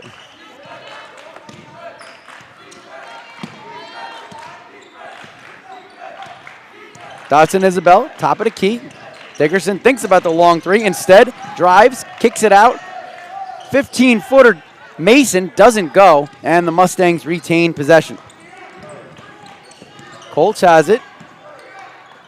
In the corner, 3-pointer, sinks by brother Brock Colts. Brother to brother, the two twins, and it's a quick 6-0 run to open up the third quarter. It's 37-30, 7:05 to go in the third.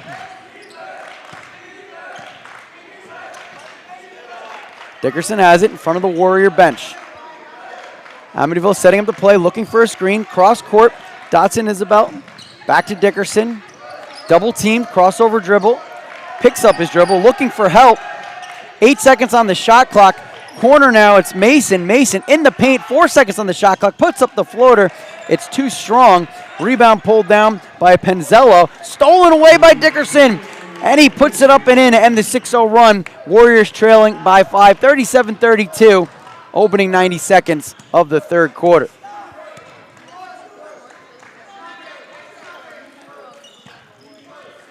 Top of the key, in the paint. Campanelli driving and laying it up on the right side is Brian Vales. So the Mustangs answer right back. And it's 39-32, approaching the 6-minute mark of quarter number 3. Dotson Isabel setting up the offense. Free throw line, it's Mason. Dribbles right side, kicks it out to Dickerson. Puts up a shot, right upper block. Too strong off the back rim. And it's Kolsch bringing it down. Gets it to his brother. In the paint, Vales. And that one gets about 3 bounces before it finally finds the bottom of the net.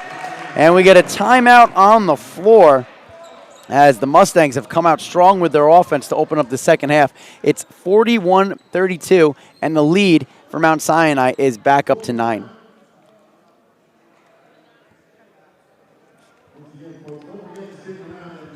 Another great start for the Mustangs. Again, now they're at a 9-point lead, and we've seen this before in the first half. They got off to a good start, and now they are once again off to a good start in the second half. Now we check in with Janiah Barton on the sidelines. Hi, guys. So during the previous game, I've had a conversation with Alana Henry and Jael Aiken, varsity girls basketball players that came here to support the boys. And I asked them, what are you guys looking forward to in today's game? To that, Alana responded, I want a close competitive game. I want to see the boys playing as hard as they can. I want to see them playing team ball and pull out a win. When asked that question, Jael responded, not going to lie, I'm really looking forward to seeing some dunks. Yesterday, Amir was 2 for 3 for dunks, and I'm excited to see how this game turns out. Back to you. Thank you. Nice job, Janiah, as always. And Mount Sinai back on the court. Coach Agostino wanted to have one more final chat with his players. Jack Agostino, assistant coach Anthony Agostino, and Amityville legend A.J. Price is a volunteer assistant coach this year. A.J. Price, not only was he a great player here, but famously beat LeBron James on his birthday when A.J. Price was 15 years old. That was back on December 30th, 2002. He hit a foul shot to help the Warriors win that game and beat who has now become arguably one of the greatest players in the history of the NBA. As Dickerson puts up a far three-pointer, and he knew it. Bottom of the net, drains it, 41-35. The third three-pointer of the game for Dickerson. And the Warriors keeping the press on. 5:22 to go. Driving in the paint. Penzello puts up the 10-footer. Doesn't go. And the rebound pulled down by Dickerson. Dickerson looks for help.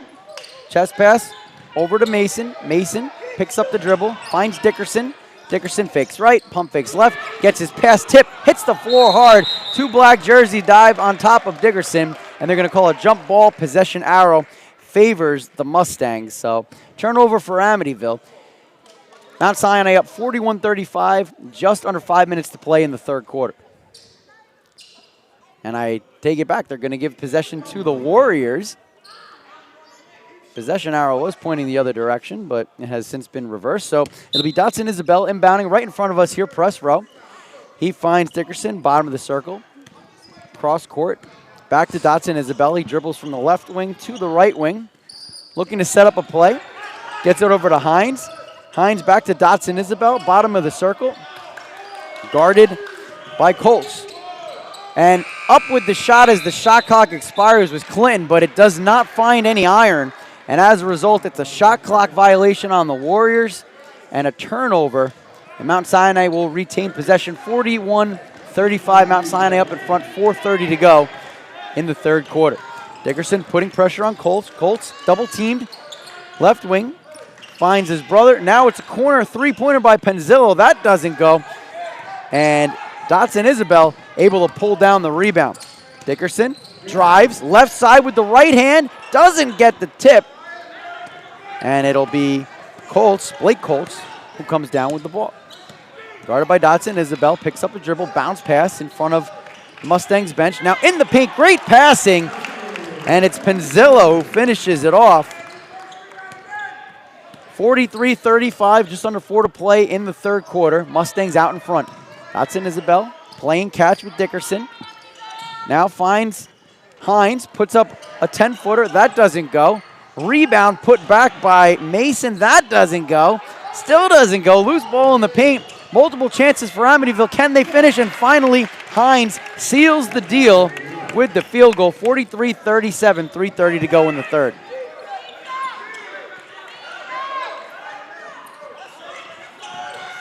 Driving left side, up with the shot, and good. Blake Colts quickly the other way. And Mount Sinai answers right back. 45-37, 3:11 to go, third quarter. Dotson Isabel. Long shot, doesn't go, off the far rim. Colts pushing the tempo, picks up the dribble. Floats a pass over to Colts, his brother. And we get a travel underneath and a turnover. And the Warriors will get the ball back. No pressure from the Mustangs. Amityville has it. Trailing 45-37, under 3 to play here in the third quarter. Dotson Isabel, right in front of Coach Agostino, in between the leg dribble, looks for the screen, picks up his dribble, bottom of the circle, finds Clinton, three-pointer, left wing off the front of the rim, chased down and grabbed by Dotson Isabel, and we get a whistle and a foul. And now we check in with our sideline reporter, Janiyah Barton. Hi guys, like I said earlier, I did interviews with multiple players. So back to Amir Dickerson. I asked Amir, what was your off-season like? To that he responded, I played basketball all year round for an AAU team, Rising Stars, with former NBA player A.J. Price. He said it was fun. We traveled all around the country. I went to Kansas, Jersey, Maryland, Virginia, and other places. Thank you very much. And here's a three-pointer by Colts. That doesn't go. Ball out of bounds, and the entire Mount Sinai bench pointing in the same direction that the referees eventually point, which means possession Mustangs. 45-37. Third quarter action. Mustangs out in front. Matt Grice, Aaron Kruder, Janiyah Barton on the sidelines for us here tonight. And we appreciate you joining us on the Amityville Broadcasting Network. There's a three-pointer. That doesn't go from the hands of Blake Colts. And we get a whistle, and Warriors will get the possession. I mean, the Warriors need to be more careful on these rebounds. You know, they need to get the ball back, and they need to get the ball into their net. Wesley Flythe back in the game for the Warriors. He provided an offensive spark in the second quarter. Dickerson, right wing. Back to Dotson Isabel. Dotson Isabel, right upper block, jumper, doesn't go. Rebound pulled down by Penzillo. Colts breaking out. Down low in the paint. Vales up with the shot and the easy uncontested lay-in. 47-37, 1:43 to go. Third quarter lead back up to 10.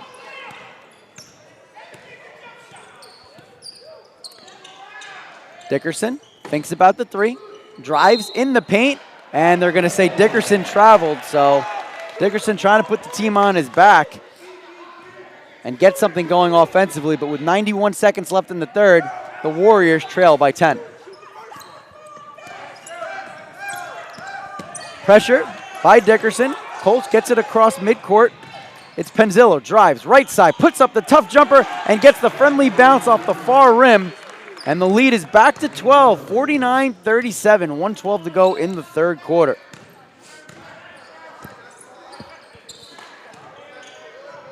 .13 now for Penzillo, as there's a turnover by the Warriors. Penzillo looking for point number 15, and he gets it after hitting the deck hard.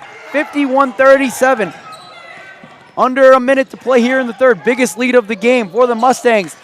Blythe trying to get some momentum back for Amityville. Shot won't go. Penzillo has it cross court to Brock Holtz, and he lays it up and in.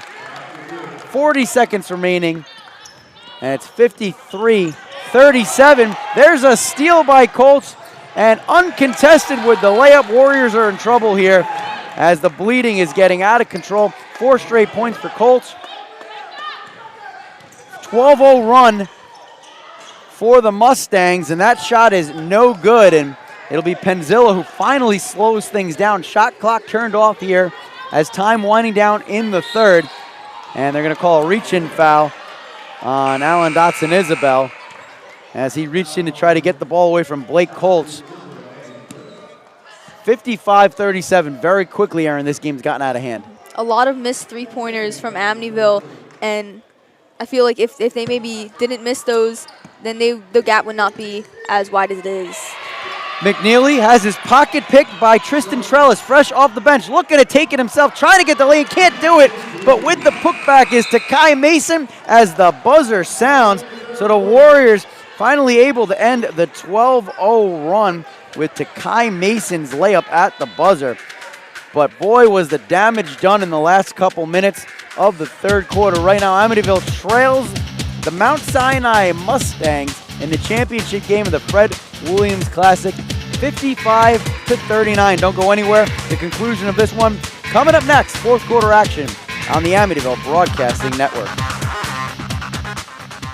I'm Jose. I work construction.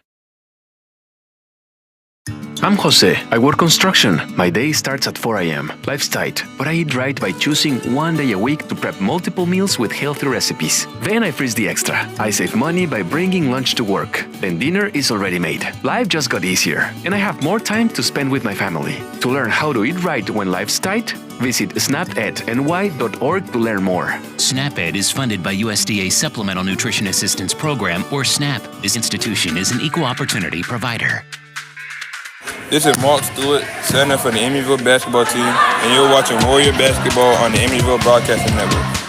3 quarters in the books, 1 to go, and this has been a wild game, one in which the Amityville Warriors came out slow in the first quarter. 12-point lead was opened up by the Mount Sinai Mustangs, but give credit to Jack Agostino and his crew. They came all the way back, were able to tie this contest, and then at the end of quarter number 3, the Mustangs go on a 12-0 run. They lead 55-39, and they have possession to start the final frame. Brock Holtz, top of the key.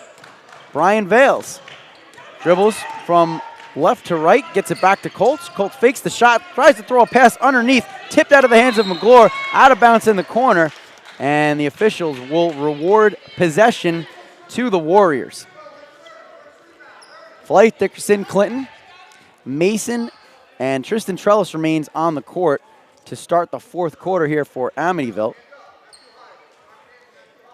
The freshman Andrew McNeely, head coach Ryan McNeely's son, he's guarding Trellis.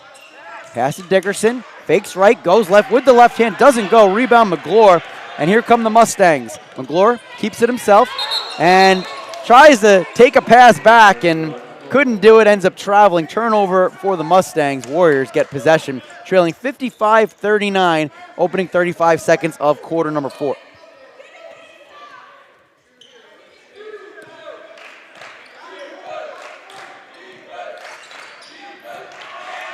And another turnover Mustangs have it. They are slowing the pace down. Dominic Penzillo, bottom of the circle. He's guarded by Wes Flythe. Goes up with the shot. No good. Rebound pulled down by Tristan Trellis. Has Clinton breaking. Clinton decides to slow things down. Pull back. Three-pointer rims out. And the rebound is loose on the floor. Good effort by Amir Dickerson. We got a whistle. We'll have to see to the Warriors call timeout. I'm going to say Amityville gets possession. Nope, they're going to say Mount Sinai gets possession. Tristan Trellis thought he was going to get the ball.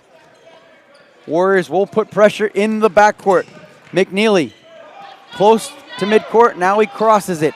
Hands it over to Brock Colts. Bottom of the circle, slowing things down. 24 on the shot clock, 6:45 on the game clock. Mount Sinai up 55-39. McGlure over to Vowles. McNeely fakes right, drives into the paint.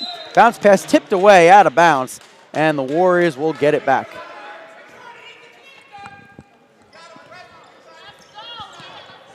Trellis taking over the one-guard duties for the Warriors. Bottom of the circle, double teamed. Dickerson, left wing, three-pointer, and he drills it. When left open, Dickerson has been dangerous from downtown. It's now 55-42, 6:14 to go. Warriors putting on the pressure in the backcourt. And the Mustangs able to break it. Down low, up underneath with the shot was Marcus McGlure. Great play to end the 5-0 Warrior run. And that makes it 57-42, under 6 to play in the game. We got a foul on the floor. And that'll be on Andrew McNeely, the freshman. So Trellis will inbound right in front of his own bench.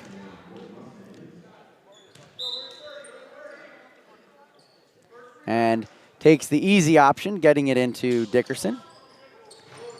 Dickerson over to Clinton. Clinton, right wing three-pointer, doesn't go. Loose ball, paint, and it's pulled in by Blake Kolsch. Kolsch cross court to Max Dabrowski, fresh into this game. And that pass will get away from McGlure, out of bounds into the Mustang bench. And we get a timeout on the floor. Warriors trailing 57-42, 5:39 to go in the contest. Aaron, this has been quite the game, and it's not a timeout. I apologize. Instead, the Warriors inbound the ball, and Alan Dotson-Isabel comes in as a substitute, puts up a three-pointer brick, and the rebound lands in McGlure's hands. He's pressured by Dickerson, cross court over to Kolsch. Kolsch guarded by Trellis. Trellis, good defense, picks his pocket, but they're going to say he stepped on the sideline.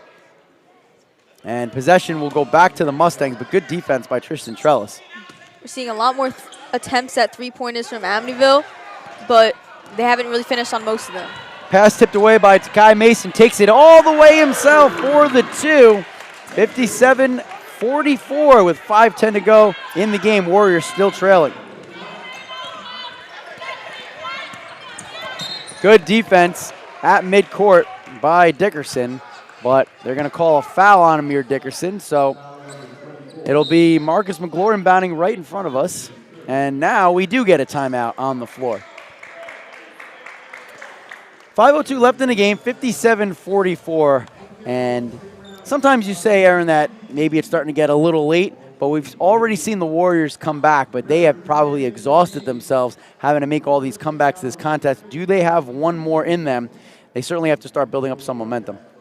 I agree. I mean, also with what mentioned earlier, they have more three-pointer attempts, but when they're not going in, they need to get to the rebound, and they need to at least get a layup in. They need to get points on the board. All right, we're going to check in with the third member of our crew now on the sidelines. Here's Jenna Barton. Back to player interviews. Now I'm speaking to Tristan Trellis. When Tristan was asked, what did you do during off-season, he told me I was out of town, was kind of partying, and I spent time at the beach, but also I was training for football. When asked, is there anything that he missed about Amityville sports, Tristan told me that I missed my coaches, I was comfortable with them, and they did a lot for me, honestly. Back to Mr. Grice. Thank you. Inbound pass underneath. Great ball movement. It was Penzillo over to Vales, and it's now 59-44, under 5 to play in the game. Dickerson picks up the dribble, bounce pass. It's Flythe, puts up a long three-pointer, left wing, doesn't go, rims out, loose ball in the paint. Dickerson trying to save it. It's out of bounds, and it'll be possession, black jerseys. 4:41 to go. Warriors trailing by 15.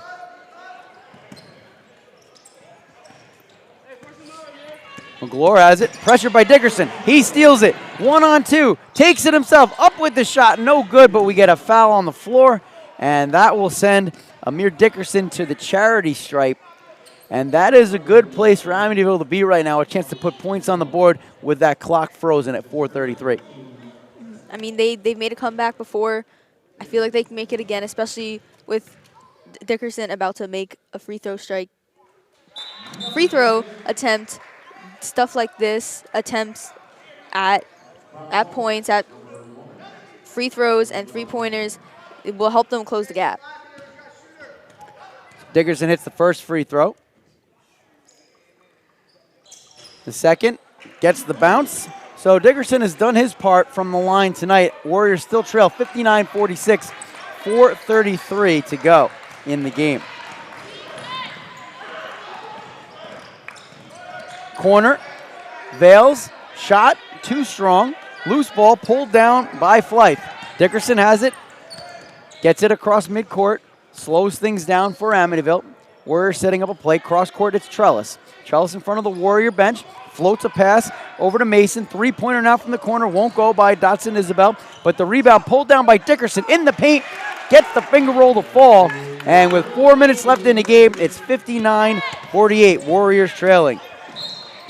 And we get a whistle as Mustangs pushing the pace down the court. Tristan Trellis hit with the foul, so the Mustangs will inbound near sideline. A few steps to our right here on press row.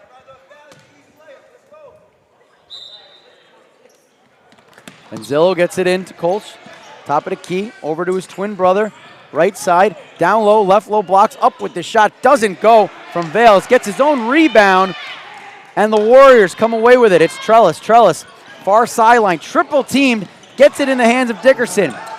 Here comes a 3-on-2, Dickerson takes it himself, up with the shot, and the foul. 59-50, the Warriors have cut it to 9 with a chance for a three-point play, and Dickerson trying to will his team back into this game as he will go to the charity stripe. We get a substitute on the court. Alex Campanelli, he'll come back into this game. And Max Dabrowski takes a seat. Crowd getting into it after that last one. And Dickerson completes the three-point play. 59-51, lead down to 8 for the Mustangs. Warriors pressing, press is broken. Kolsch has it, cross court, loose ball.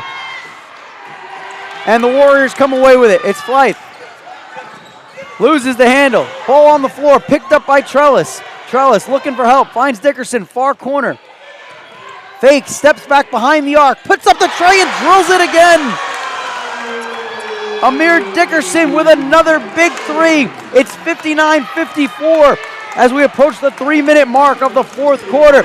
And there's another turnover. Pass is tipped away by Dotson Isabel driving in the lane. It's Mason up with the shot. It doesn't go, but a whistle and a foul. Coach Agostino likes what he sees.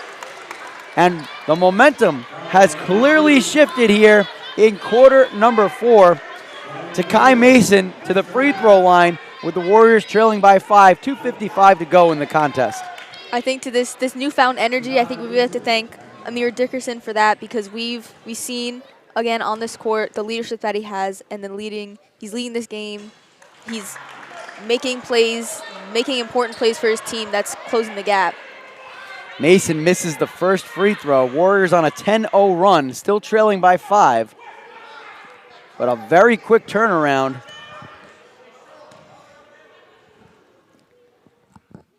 Mason with the second and drains it. Lead down to 4 for the Mustangs, and Coach Ryan McNeely wants to talk things over as he calls the timeout. And the Warrior bench is pumped up. The crowd is pumped up. Good crowd on hand today. as we are in the championship game for the Fred Williams Classic. Warriors beat Riverhead yesterday to advance to the championship game, and Mount Sinai defeated Longwood. Longwood wins the consolation game earlier this evening against Riverhead, but this is the one that matters right now.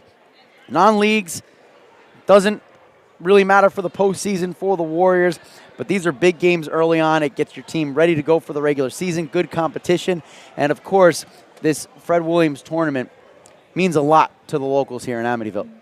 I agree, and just because this is non-league, you know, as you mentioned, but it does set the tone for the main season, for the season, for it sets the mood for postseason, and just their goals for the season were mentioned. You know, he wants Coach Jack Agostino. He really wants his team to do well, and you know what? I think they are doing well. It's only they've lost at points in this game. They've had a large gap in points, but they've shown that they can come back, and especially in the past couple of minutes, they've really gotten a spark. They've really gotten their energy back, and I feel like that will be vital in the final 3 minutes of this game. Mount Sinai opened up the contest on a 6-0 run. Amityville answered back as Dotson Isabel got the Warriors on the board, but then an 8-0 run by Mount Sinai. Warriors had a 10-0 run in the second quarter. Mount Sinai with a 12-0 run in the third quarter, and the Warriors in the midst of an 11-0 run right now. So a crazy back-and-forth game. And it's Campanelli. Now a three-pointer from the corner. Doesn't go from Colts. Loose ball. Can the Warriors get it? Fife battling. And it's pulled down by Penzillo. And now we get a whistle. And we'll have to wait and see what the call is. Looks like the foul is going to be called on Amityville, on Dickerson. So Mount Sinai will keep possession. Again, Warriors in the midst of an 11-0 run. They trail by 4. Just a few minutes ago, they trailed by 15 points. It'll be Blake Colts inbounding under his own basket. 2:33 remaining in the game. Forcing a pass, and it's stolen away by Mason. Mason, outlet. Trellis up with the shot and hits. 13-0 run. 59-57. Warriors within 2. 2:21 to go in the contest. Now you hear the crowd really getting into it behind us. Chance of defense. Loose ball on the floor. Picked up by the Warriors. It's Mason. He'll slow things down as he hands it off to Dotson Isabel. Flight down low. Trellis, left wing. Over to Dickerson. Dickerson slowing things down. 9 seconds on the shot clock. Under 2 minutes to play. Warriors with a chance to tie or take the lead. 3 seconds on the shot clock. Puts up the long 2 air ball. And the rebound pulled down by Penzillo. Colts, and an easy lay-in for Brian Vales to finally end the 13-0 run. And with 90 seconds left, the lead is back up to 4 for Mount Sinai. But in the corner, it's a 3 for Mason. Air ball. And the rebound goes to Mount Sinai. Left corner, three-pointer, drilled by Dominic Penzillo, and the Mustangs have responded with a 5-0 run of their own. 64-57 approaching the final minute of the game. Warriors sending the ball around the world. It's Trellis. Bounce pass in the corner, back to Trellis. Over to Dotson Isabel, puts up the 3, air ball and out of bounds. 64-57 with 54 seconds remaining in the game.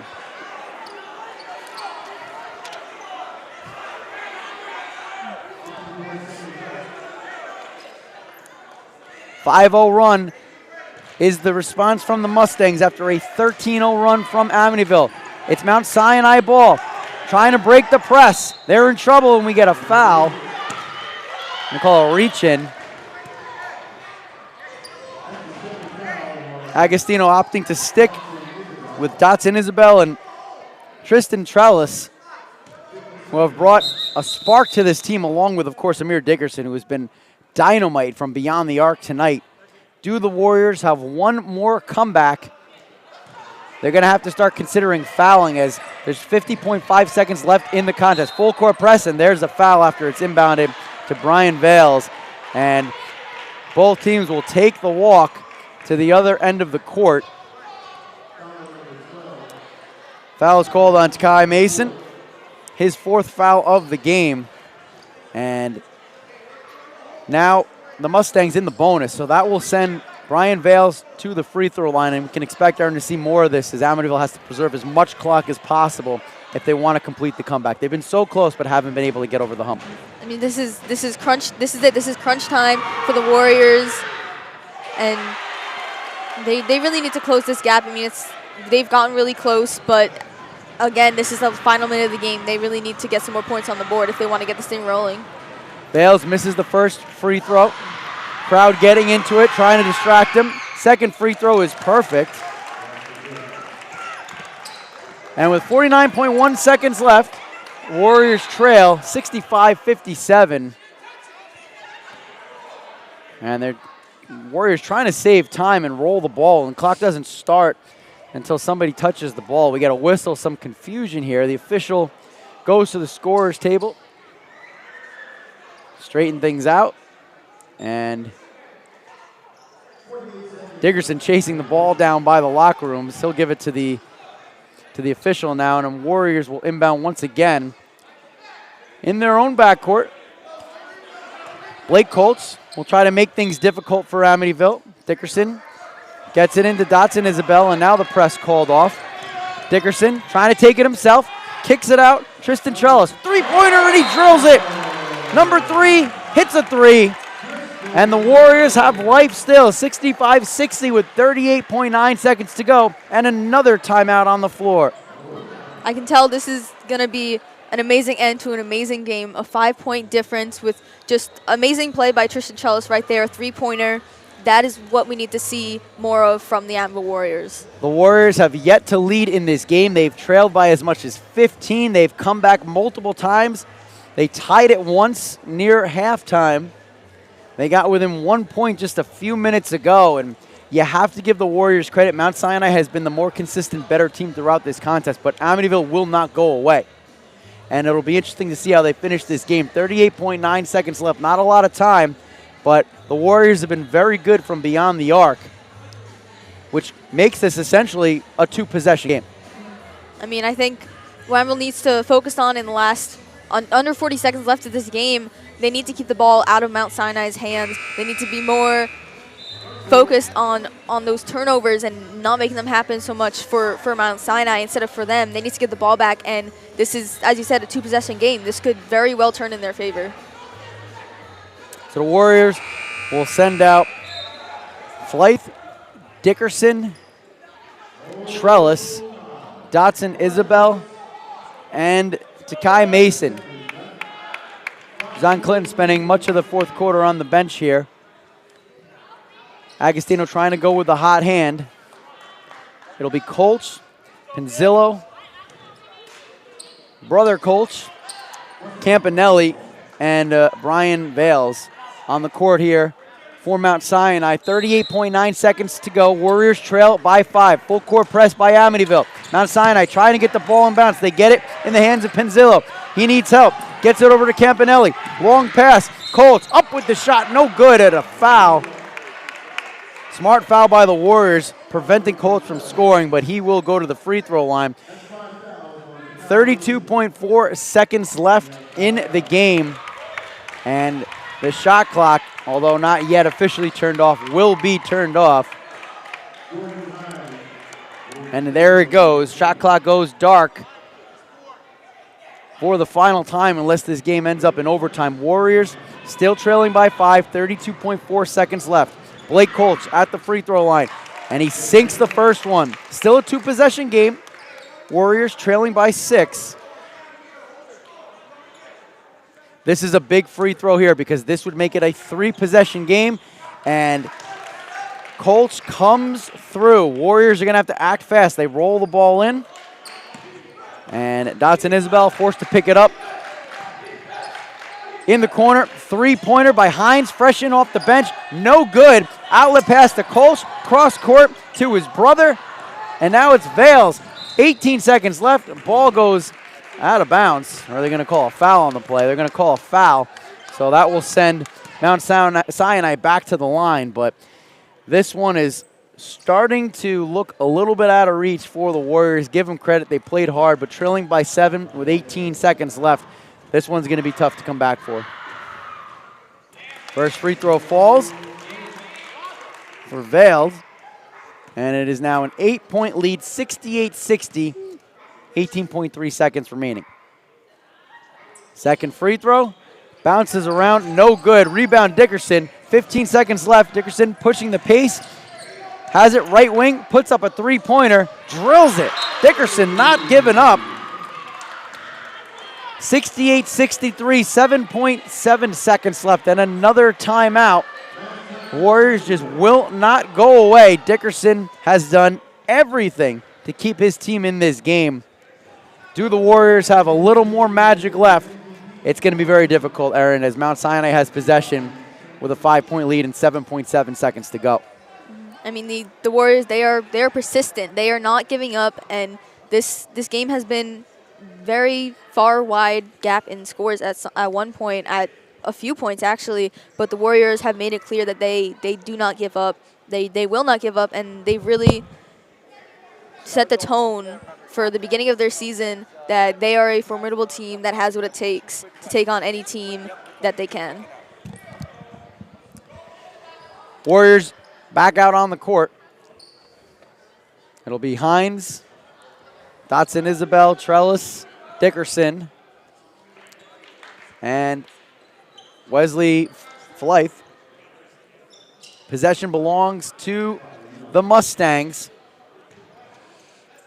They put an extra second on the clock, 8.4 seconds remaining. Warriors trailing by 5, full court press, trying to get the ball in bounds. They get it.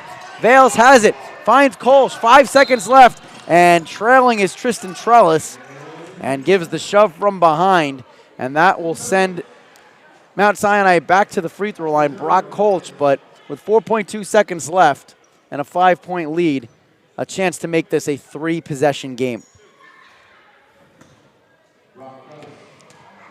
Mount Sinai has 3 of their 5 players back to not allow any fast breaks for the Warriors. First free throw falls. 69-63, 4.2 seconds left. Second free throw rims out. The Warriors will push it up the court one more time. Dickerson, a three-pointer at the buzzer. That won't go. And the final score, 69-63. The Warriors will fall short in the Fred Williams Classic to the Mount Sinai Mustangs. Final score 69-63. Congratulations to the Mustangs for winning the tournament. Amityville falls to 1-1 on the season, while the Mustangs improved to 2-0.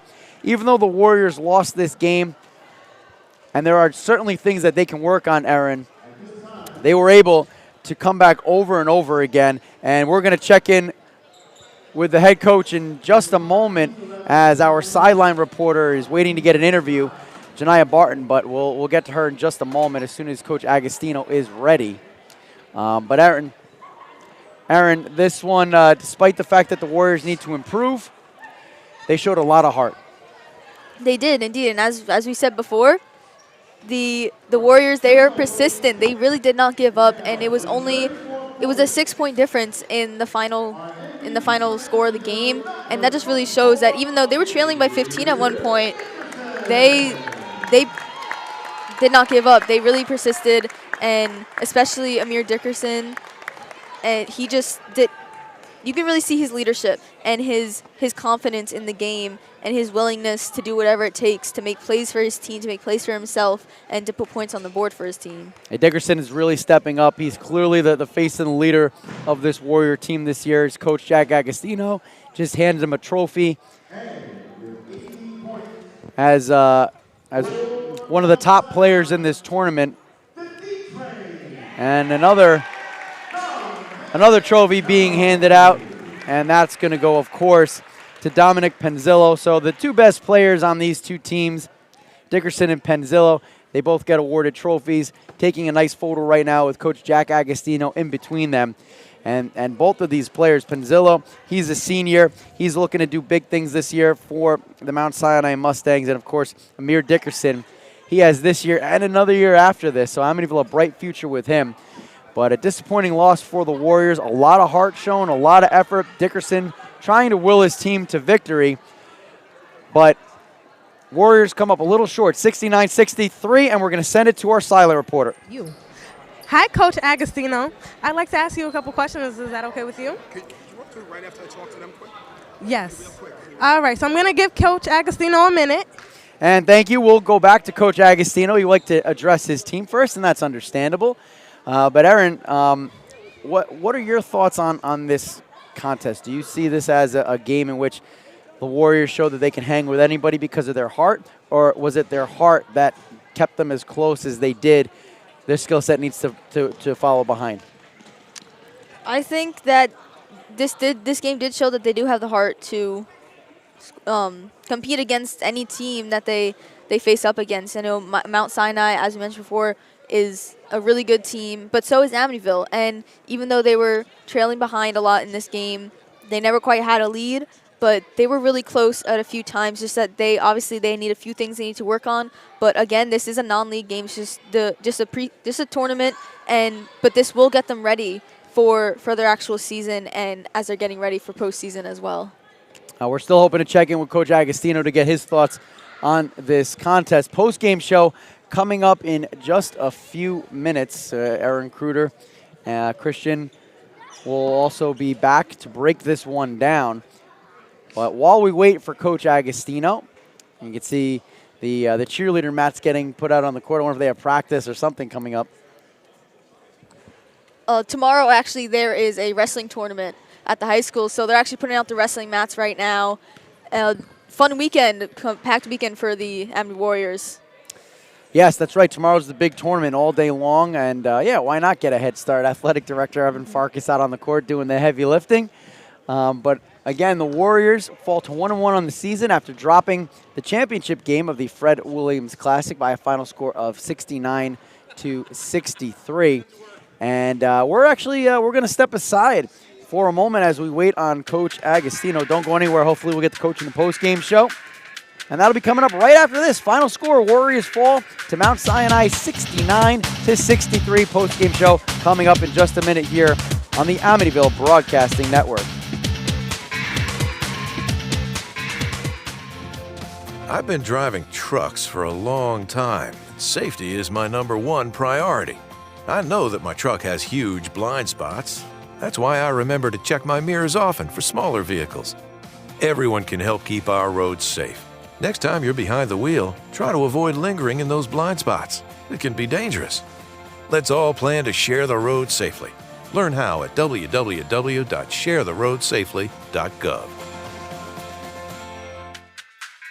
Coach Agostino, the head basketball coach for the Amityville Warriors, and you're watching Warrior Basketball on the Amityville Basketball Network. Welcome back to our post-game show. Once again, I'm Aaron Kruder, Christian Chicas, but we're going to take a moment right now to send it to a silent reporter. All right, is there anything you think your team could have done better, and what will you practice with them to do better for next time, though this game was very close? Good question, really good question. There's a lot that we have to do better. We have to clean up our defensive possessions. Like, we got to guard our guys and know who we're guarding. We kind of got lost a couple times. And then offensively, we got to, make better decisions. Our decision-making, sometimes we shot the ball when we weren't open. Sometimes we forced shots that weren't there. So if we make better decisions, clean up our defense, this is a win. All right, great answer. One more question for you. And how do you keep the morale of the team up? Because I can see that your players are still in very high spirits. I don't know if they're up. They're feeling terrible right now, actually, after that loss. But I can say one thing. It's so early in the season. We got 19 more games to go. So this is a long journey. Today's one little setback, but now we got to take 3 steps forward next week. We have 3 league games. That's what really matters here. All right. Thank you so much for your time. Have a good evening. Thank you, Janaea. We're back once again. Aaron Kruder, Christian Chicas. Wow, what an amazing game! What are your thoughts? I love that game. Absolutely, just ecstatic throughout the entire game. As we saw, just explosive plays after explosive plays, but we also saw amazing defense. Something I thought that was really interesting in quarter 3 is that we see an opening with a beautiful 3-pointer. Then we see amazing team chemistry between number 1 and 2 on Mount Sinai.